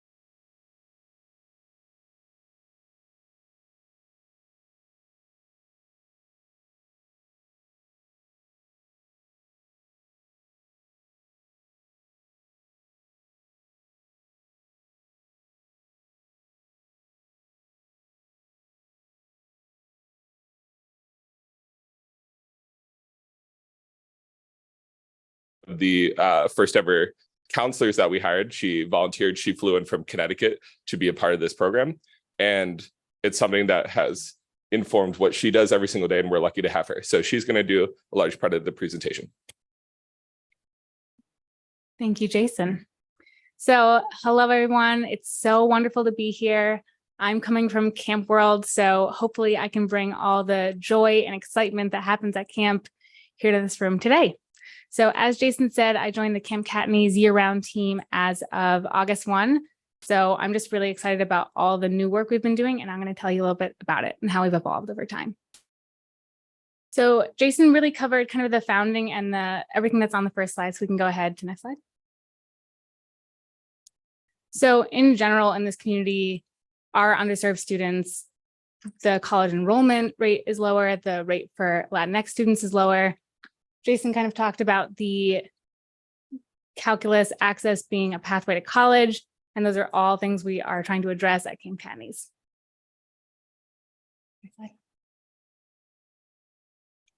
So essentially what we have found at Camp Catanese is that the camp environment allows our students the opportunity to thrive. As Director Ross was saying, it's an incredible place. If you walk onto camp during that camp time, it's just magic. There's so much happiness, there's so much joy. Many of our students, between their familial circumstances, their life circumstances, haven't gotten to just be kids, right? So camp gives them the opportunity just to be a kid, but while they're getting to be a kid, they're getting exposed to all these amazing resources that are informing them about the college process. So what we're doing now and how camp has evolved, so it used to be, as Jason said, that 1 week camp format, stay in the dorms, get college access, and funnel back into a year of year-round school. What we're trying to do now is give that support year-round so that the motivation that our students are feeling and the lessons that they're learning are able to be input on a day-to-day basis. So essentially what I've been brought on to do is I'm working with our juniors and our seniors specifically. I'm helping them get more information about the college process, have one-on-one calls where we're doing FAFSA workshops, where we are talking about, okay, how can we broaden your horizons, get you to make sure you're applying for a reach school, for a target school, for a safety school. Let's compare costs and bring your family in on those conversations so we can make the right choice for every single one of you. We also are expanding our programs. So what started as a summer 1 week workshop, we do a junior senior weekend now in fall. Every single one of our students will leave, our student campers will leave that weekend having applied to at least one school. We do a winter camp in January. That's for our 10th, 11th, and 12th graders. It helps them get that feeling of joy and kind of get that pump of motivation again, but it also helps them get renewed sessions where they can learn new information that we can't necessarily fit into the 1 week short time in summer camp. And we also, for our college students, are now having a college long weekend, which I'll talk a little bit more in a bit. I think the important thing for all of you to know is that relationships are really our foundation. Volunteers are our foundation. You know, we have 1 or 2 full-time staff members now, but for almost a decade, we were staffed by our friends from the camp community that were flying in volunteer all over the country. And this wasn't something that we had to pull teeth to do. People were applying, we were getting over applications. People just wanted to be a part of this magic because what we were seeing at camp, it wasn't that camp was changing lives. We were putting students in an environment where they were believed in so thoroughly, and we could see that they had the belief in themselves to start changing their own lives. And that's a really, really incredible thing to get to be a part of. And so many people wanted to be a part of that and wanted to just not even be the ones to influence these kids, but to be the ones that were getting influenced by these kids because it was such a magical thing to be a part of. Next slide. Just so you can get a little bit of idea of a day in the life. Maybe some of you went to camp way back when, maybe some of you never got the opportunity to do so. In the morning, you might wake up, get breakfast. At Camp Cat, we might have a college readiness session. So maybe we're learning about FAFSA. Maybe we are talking about scholarships. Maybe we're talking about different resources that exist for undocumented students. Whatever we're doing, we're giving students resources that they may not be getting elsewhere. We do have a STEM emphasis at Camp Catanese just because we believe that these students who are underrepresented in STEM may not be getting exposure to different pathways to success, right? So maybe they're doing a coding class. Maybe they're learning how to build a cardboard boat and that's going to get tested in the pool, right? And after lunch, we get into some of our camp activities, right? So maybe they're doing tie-dye, maybe they're doing flag football, maybe they're doing soccer. You really don't want to get in their way while they're doing soccer. And we might have a team building activity, right? Dinner, we often have an evening slot where we go back to something college related. So maybe we have a college fair, maybe we have a panel of former students coming in to talk about their experience now that they're in higher education. And then we have a fun activity at night. Maybe it's carnival night. This year, I wasn't there myself, but I saw pictures of a bunch of staff members dressed up in huge Mario suits, right? So you really don't know what to expect, but the kids always have an amazing time. They might have some time to hang out and be with their counselors, and then it's lights out. So it's a camp day, but it's so much more than a camp day. So we are all about building a belief. I think that's why what we do doesn't just stay in 1 week. It really transfers into a year-round foundation for our students. So I think the most important thing I can tell you is that it's a culture of family there. It really is about family. So the campers pull up in a bus and then they go through a line and they hear who their counselor is. And immediately their counselor runs up and they hug this person that they've never met. And, you know, our first year, what we saw is the kids were like, who is this person hugging me? And then they would come back year after year and they would see their counselors, their former counselors and their new counselors, and they would run and they would hug them. So it's this big culture of family and love, and that really is transformational. We really try to make sure that our students feel seen. So part of that is meeting our students where they are. If a student wants to go to a session that's really STEM focused, we'll make sure they get the opportunity to do that. Some of it is just meeting them where they are in their life, right? If they really need a lot of time to talk to their counselor about maybe the hardships that they've been through, they have time to do that. But if they just want to be a kid, they can just be a kid for that week. And I think that's really, really important. I think the other thing that's really core to who we are and why the work we do is able to take off the way that it has, is it's all about making sure we let every student know verbally, we believe that you have what it takes. And not just a blanket statement of, we believe that you have what it takes, but hey, Nathan, we see that you're really curious and we think this is how that could apply later on. Hey, Yoreli, we see that you're really creative. Let's talk about that, right? So really pinpointing their unique traits and their skills and talking about how to apply that later on. I think the important thing that happens at Camp Katniss is we're making sure to remove barriers, right? Every student has what it takes, but as Jason was saying, their circumstances don't always allow them to build on their potential. So removing the barriers that are structural, but also making sure that they know they don't have to limit themselves based on what they've seen or haven't seen, right? If they can watch each other and see that their peers are on a pathway to college, they can start to realize, I can do that too. Maybe I haven't seen anyone else do it, but I'm seeing everyone else do it. I'm seeing that I can do it. I can move forward in this. Camp Katniss is just very human. I think at the core of everything, we all just want to be seen. We all just want to feel human and loved. And I think being in an environment that can do so really propels our campers forward. You know, not everyone's a touchy-feely camp person, and I get that. And I'm sure some of you are wondering what's actually the impact of this work. But I think the really cool thing is whether you're a touchy-feely person or whether you're a data-driven person, the love that we're giving has a tangible impact. So in Phoenix, we're seeing 72% of students that are graduating high school overall. With our Camp Katniss campers, it's 100%. When you look at actually underserved Phoenix students, because the first data point was students overall, for underserved Phoenix students, 39% of those students are enrolling in post-secondary. And again, for our 2023 class of seniors at Camp Cat, 100% of them are enrolling in college. So this belief that we are working with them to build is translating into real life impact, which I think is really, really important. Going back to the idea of building a belief, we do talk to our students before and after camp. And one of the things we ask them is, do you believe that you will go to college? And to watch the answer beforehand be less than 50%, and to watch the answer afterwards be 100% of them, I believe I'm going to go to college. I just don't think you can put a price on that. That self-belief is more powerful than anything else. And we're also seeing the work we're doing translate into the STEM field. So 76 of our alumni are pursuing a STEM major. So we have pathways to engineering, to medical, to a lot of other really amazing careers. So that's really exciting.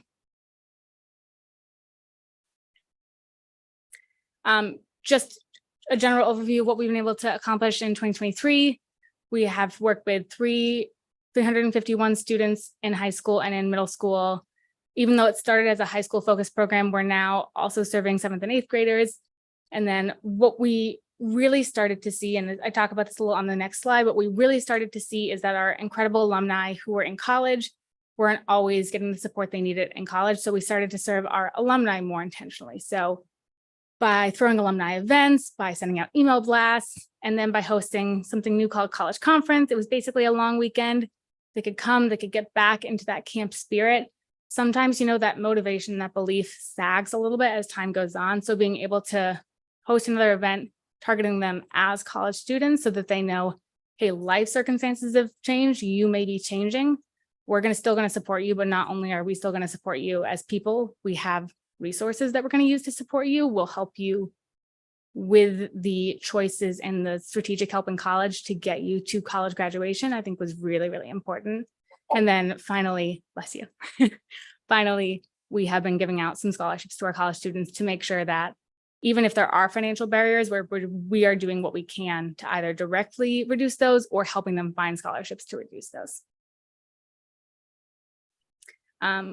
Going back to that idea of our alumni who are in college, in 2021, the persistence rate from year 1 to year 2 was 75.7 nationally. That number is a lot lower for first generation students.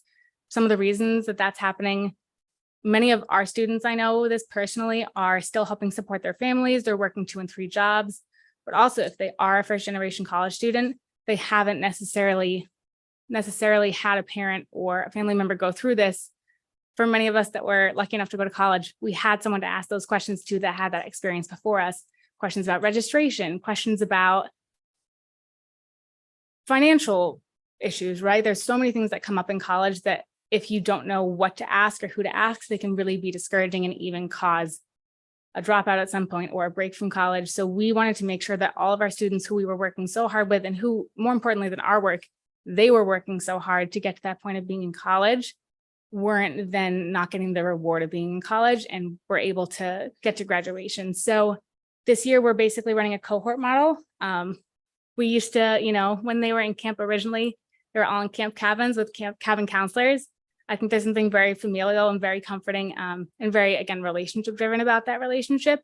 So we're having about 10 cohort leaders that are based here in Phoenix, many of whom were counselors back in the day, and even one former student who used to go to Camp Katniss, who's now actually at Pueblo del Sol with Jason through TFA, which is really incredible to see that full circle moment.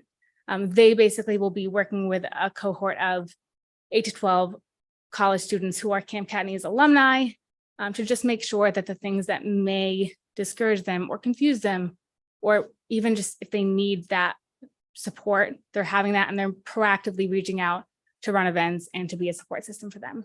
So that's kind of what our college support looks like now. Essentially moving forward, we're hoping by 2025 to be serving at least 500 campers, or at least nearly 500 campers. Hopefully we'll do that by expanding our sessions that we offer at Camp Cat. Some of that is limited or at least related to ASU's building more dorms, which they're in the process of doing. So we're a little limited at the moment, but that's kind of the anticipated year that would open up. And we're really excited to be serving more students because the want is there and the need is there. And we really want to meet that want and that need.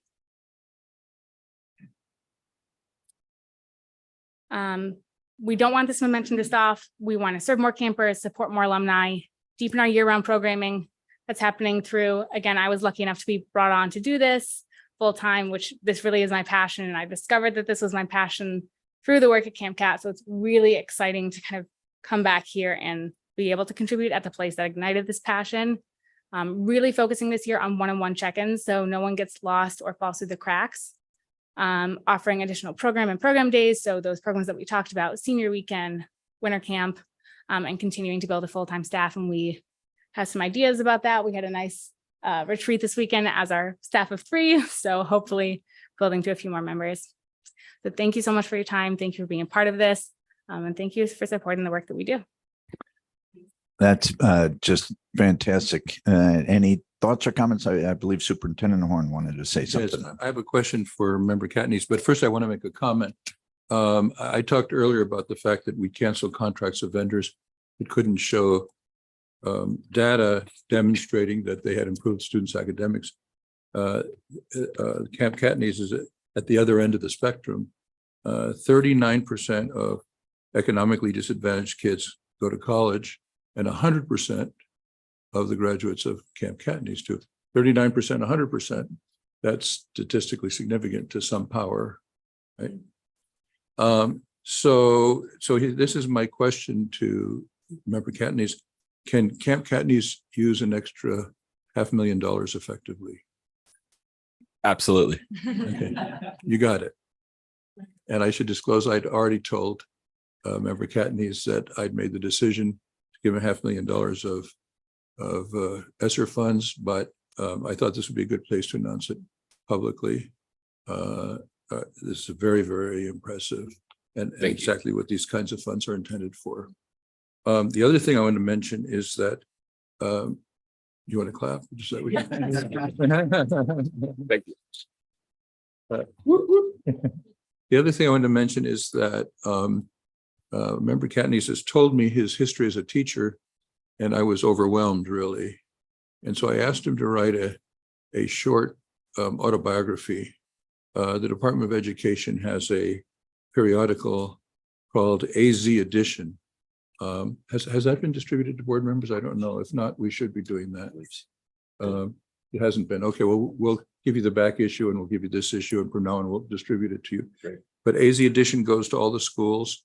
We hope that they distribute it to all their staff. Don't know for sure, but we hope they do. So it's available to every teacher and other staff and administrator in the state.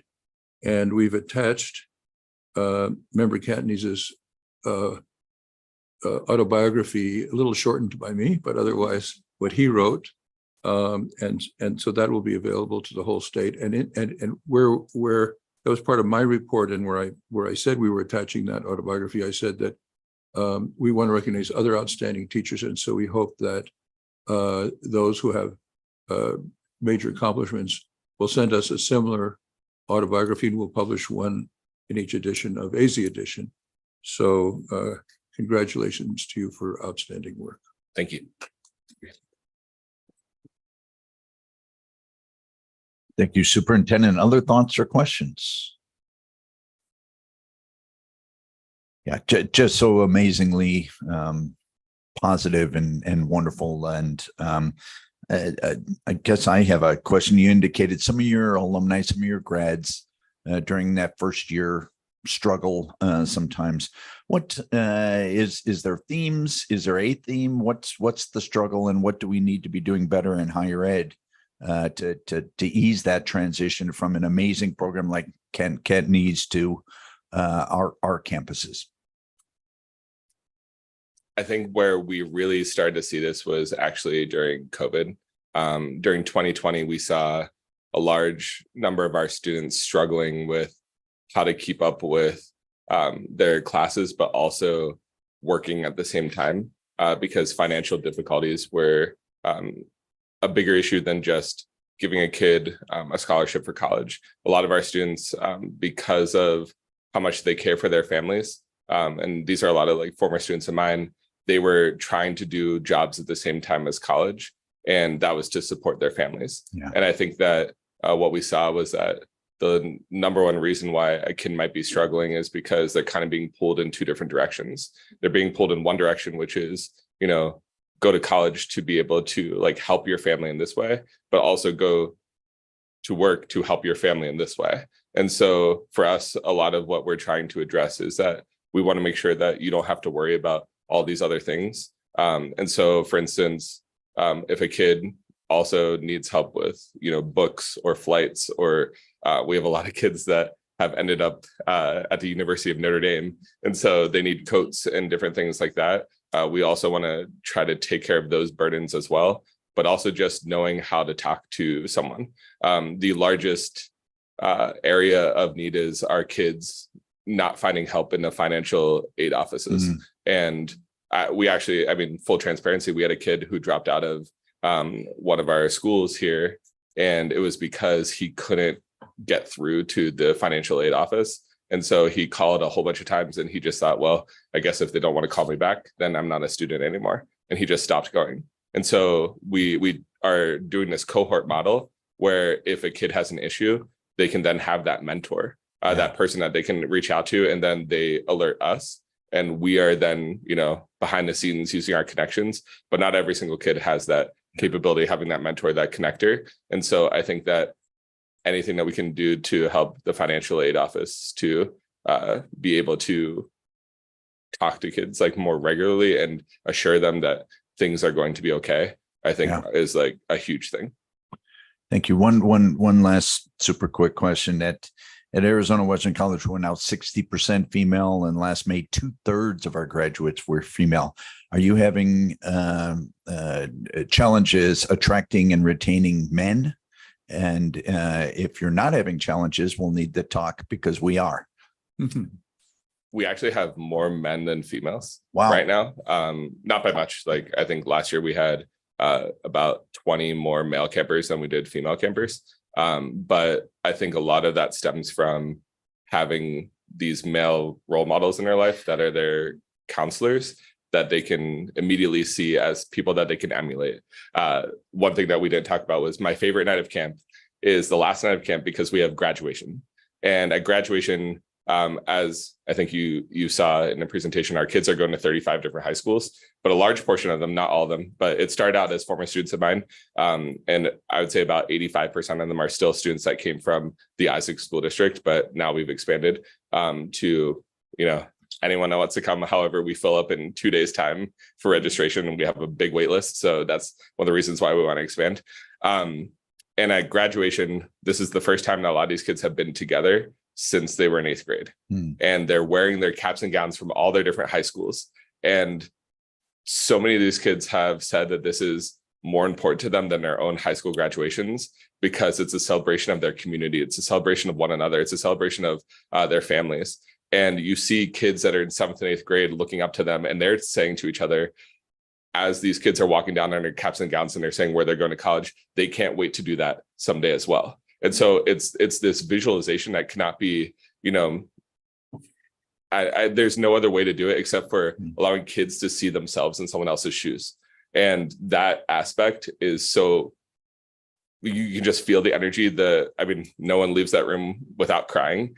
And it's just, you're seeing kids believe in themselves and believe in a community. And so I think that one of the biggest reasons is because you see these, grown male teenagers that are then going into college, and they're excited to say, I'm going to Harvard, I'm going to the University of Notre Dame, I'm going to ASU, I'm going to Phoenix College. And wherever they're kind of saying that, then you have these younger men that are in 7th and 8th grade that are saying, I can't wait to do that too. Right. Very powerful. Thank you, Superintendent Horn. Yes, on that problem about males and females, as a superintendent, I serve on the Board of Regents, which governs the universities. And the overall data for all of our universities is that 60% of graduates are females. And so it's a serious problem, and it's going to have a big effect on society. And the best explanation I've heard so far is that among poor families, there's more pressure on males to contribute, which you had talked about, and that's why that's happening. And so I haven't found a solution to that, but that's the best analysis I've got so far. Thank you. Powerful stuff. Thank you so very much. Very nicely done.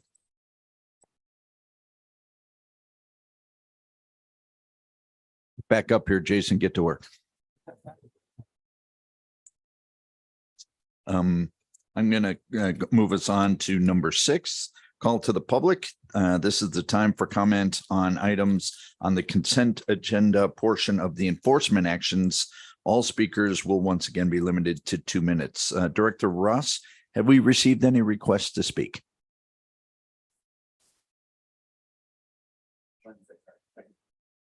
Yeah, no worries. Dr. Corr, we have one speaker that we inadvertently missed in our previous call first, and then. Oh, yeah. Oh, absolutely. Please, Janice. Push the button. There you go. Got you. Too technical for me. Thank you, Mr. President, Superintendent Horn, members of the board. My apologies for not coming up earlier, but I think, well, first of all, we now all want to go to Camp Cantonies, just so you know, we have a whole crew back there that's ready to sign up. But I think it's actually a great segue because the work that you're doing and the wraparound work that you're doing for students to be college ready is also what we were trying to do with the dual enrollment. And so very much appreciate the support of passing that through. But what I neglected to mention is that a huge shout out to the Department of Education, and specifically Michelle Udall, Missy Taylor, who, you know, as was mentioned, we were really under the gun. We're already in first semester of the school year.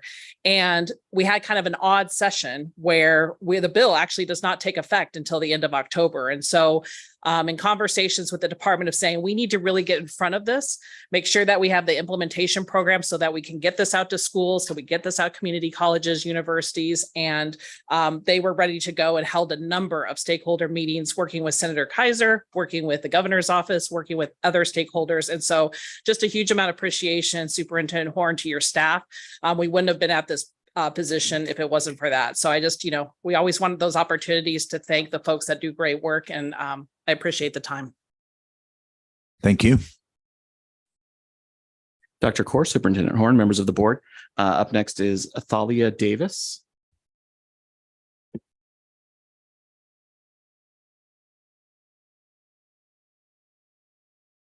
Good morning. Good morning. So I'm Athalia Davis, and I'm here to read my victim statement. At the age of 12, my innocence was stripped away from me in one of the worst ways possible. I, a young girl, trusted a person who I thought would protect me, and instead was touched in ways no little girl should be touched. My life as I knew it switched directions in a violent way, and as a result, years of recovery and therapy would be ahead of me. And now today, I stand before you all, grateful for the people who have helped me through this whole process, and thankful that now my uncle will not have the chance to hurt anyone else as a teacher. No child should have to endure the horrors of molestation. The years of my life lost due to trauma, depression, and heartache cannot be recovered. However, this is the first step in making sure other 12-year-old girls are protected from him and will have the opportunity to live a life free from the pain of sexual abuse. Thank you. Thank you. Very brave. Thank you.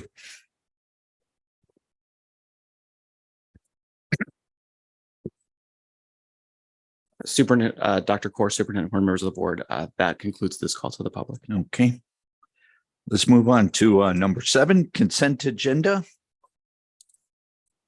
The consent agenda for enforcement actions, if it's all right with everyone, I'd like to take this as a single motion. We have A 1 through 16.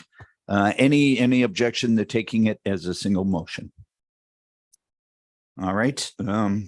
Do I have such a motion to approve items 9A1 through 9A7? 7. Yep. So moved. Thank you so much. Do I have a member Clark? Do I have a second? Second. Member Cantonies. Very good. Any conversation, discussion? All in favor of approving the motion as presented, please indicate by saying aye. Aye. Aye. Any opposed, same sign. All right, motion passes. We'll move on to item B. Presentation and discussion and possible action on the findings of fact, conclusions of law, and recommendations of the Professional Practices Advisory Committee to revoke the certificates of John L. Bean, case number C 2022-000722. Do I have a motion to adopt the findings of fact, conclusions of law, and recommendations of the PPAC to revoke any and all certificates held by John Bean, and that all states and territories be so notified? Do I have such a motion? So moved. Vice President Haley, do I have a second? Second. Member Cantonies, any conversation? All in favor of the motion as presented, please indicate by saying aye. Aye. Any opposed, same sign. Motion carries. I have a question. Oh, I wonder Superintendent Horn. what progress has been made to make it possible to approve all of these in one motion as well. I think that's under discussion or research, but I'll ask Executive Director Ross to address. Dr. Core, Superintendent Horn, members of the board. Yes, we have put that question to our dashing Attorney General, Lou Caputo. He's looking into it for us, and our hope is based on what he finds if allowed, to be able to condense that section starting in October, moving on. Thank you for that, Executive Director Ross. Again, 9C, which is the presentation and discussion of possible action on the findings of fact, conclusion of law, and the recommendations of the Professional Practices Advisory Committee to approve the application for the application for certifications and issue a letter of censure for Eric Cook, case number C 2023-000901. Do I have a motion to adopt the findings of fact, conclusion of law, and recommendations of the PPAC to approve the application for certification and issue a letter of censure on any and all certificates held by Eric Cook so that all states and territories can be so notified? Do I have such a motion? So moved. Member Clark, thank you. Do I have a second? Second. Member Katniss, thank you. Any discussion? All in favor, please indicate by saying aye. Aye. Any opposed, same sign. Motion carries. Moving on to D, presentation and discussion of and possible action on the findings of fact, conclusion of law, and the recommendations of the Professional Practices Advisory Committee to approve the deny for certifications for Menica Fair, case number C 2021-013054 and C 2021-013037. Do I have a motion to adopt the findings of fact and conclusions of law and recommendations of the PPAC to deny the application for certification of Menica Fair and that all states and territories be so notified? Do I have such a motion? So moved. Vice President Haley, do I have a second? Second. Member Katniss, thank you. Any conversation or discussion? Hearing none, all in favor of the motion as presented, please indicate by saying aye. Aye. Any opposed, same sign. Motion carries as presented. Moving on to E, presentation and discussion and possible action on the findings of fact, conclusion of law, and recommendations of the Professional Practices Advisory Committee to revoke of Mark Gutierrez, case number C 2022-001258. Do I have a motion to adopt the findings of fact, conclusions of law, and recommendation of the PPAC to revoke any and all certificates held by Mark Gutierrez and that all states and territories be so notified? Do I have such a motion? So moved. Member Clark, thank you. Do I have a second? Second. We'll go member Katniss. Any discussion? Hearing none, all in favor of the motion as presented, please indicate by saying aye. Aye. Any opposed, same sign. Motion carries. Moving on to F, presentation and discussion on and possible action on the findings of fact, conclusion of law, and recommendations of the Professional Practices Advisory Committee to revoke the certificates of Lou Lenore, case number C 2021-012777. Do I have a motion to adopt the findings of fact, conclusion of law, and recommendations of the PPAC to revoke any and all certificates held by Lou Lenore and that all states and territories be so notified? Do I have such a motion? So moved. Vice President Haley, do I have a second? Second. Member Clark, thank you. Any conversation or discussion? Hearing none, all in favor, please indicate by saying aye. Aye. Any opposed, same sign. Motion carries as presented. G, presentation and discussion on and possible action on the findings of fact, conclusions of law, and recommendations of the Professional Practices Advisory Committee to suspend the certificates of Daniel S. McKeever, case number C 2021-012952 for 2 years. Do I have a motion to adopt the findings of fact, conclusion of law, and recommendations of the PPAC to suspend any and all teaching certificates of Daniel McKeever and that all states and territories be so notified? Do I have such a motion? So moved. Member Clark, thank you. Do I have a second? Second. Vice President Haley, thank you. Any conversation or discussion? Hearing none, all in favor of the motion as presented, please indicate by saying aye. Aye. Any opposed, same sign. Motion carries. H, presentation and discussion and possible action on the findings of fact, conclusions of law, and recommendation of the Professional Practices Advisory Committee to deny the application for certification for Leo Reynoso, case number C 2022-003587 for a period of 5 years, and revoke Leo Reynoso's right to work as a non-certified person in an Arizona district or charter school. Do I have a motion to adopt the findings of fact, conclusion of law, and recommendations of the PPAC to deny the application for certification and revoke the right to work as a non-certified individual in an Arizona district or charter school for Leo Reynoso for a period of 5 years, and that all states and territories be so notified? Do I have such a motion? So moved. Member Clark, do I have a second? Second. Vice President Haley, thank you. Any conversation? Hearing none, all in favor of the motion as presented, please indicate by saying aye. Aye. Any opposed, same sign. Motion as presented passes. Aye. Presentation and discussion on the possible action on the findings of fact, conclusion of law, and recommendations of the Professional Practices Advisory Committee to approve the application for certification of Benjamin Yazzie, case number C 2022-003608. Do I have a motion to adopt the findings of fact, conclusion of law, and recommendations of the PPAC to grant the application for certification of Benjamin Yazzie, despite evidence showing that the applicant engaged in unprofessional or immoral conduct because sufficient evidence exists that mitigates the applicant's conduct? Do I have such a motion?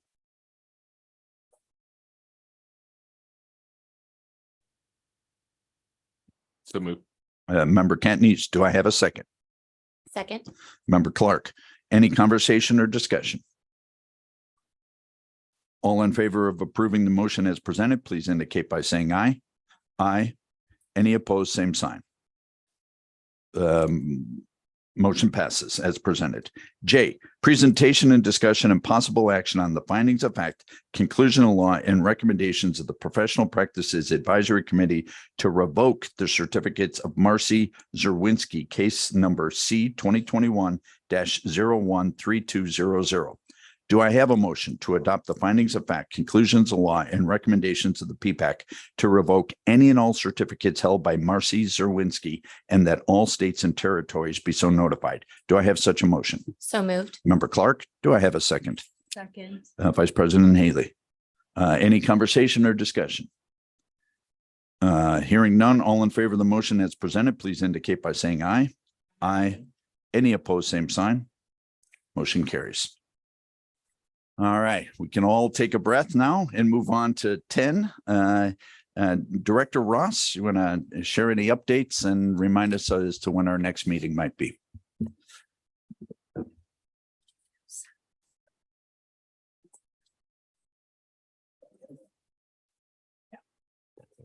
That's the one I missed.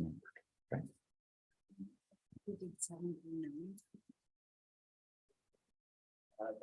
Did I skip something? Dr. Core, Superintendent Horn, members of the board, we need to do 7A. Yes, 7A. We took, I believe we took 8. The board took 8 in one motion, but we have to go back and do 7A. 7A. I certainly apologize. And I am not fasting, so I have no such excuse, Director Ross. So it's 7A, consent agenda, certification enforcement actions. Just to be clear, yes? That is correct, Dr. Okay, my apologies to my colleagues and those. We would in fact like to take this as a single item. The consent agenda for enforcement actions will be taken in that single item. Do I have a motion to approve items 7A1 through 7A16? Do I have such a motion? So moved. Member Clark, thank you. Do I have a second? Second. Vice President Haley, thank you. Any conversation or discussion? Hearing none, I will, all in favor of adopting the motion as presented, please indicate by saying aye. Aye. Any opposed, same sign. Motion carries. All right, thank you very much. And then we will Now, move on to the final agenda item, just a summary of current events and future meeting dates. And with that, I will turn it over to Director Ross. Dr. Core, Superintendent Horn, members of the board, our October board meeting is on Monday, the 23rd at 9 o'clock. And look forward to seeing everybody in the cool weather. I do want to just say I am very thankful that Yom Kippur is the Day of Atonement. I would like to atone for my very poor job running this meeting and missing some items. So I'm going to blame it on that and not having eaten for a while. But thank you all for being here, and see everybody in October. Fantastic. Looking forward to it. Then I will adjourn us at 11:24. Thank you very much.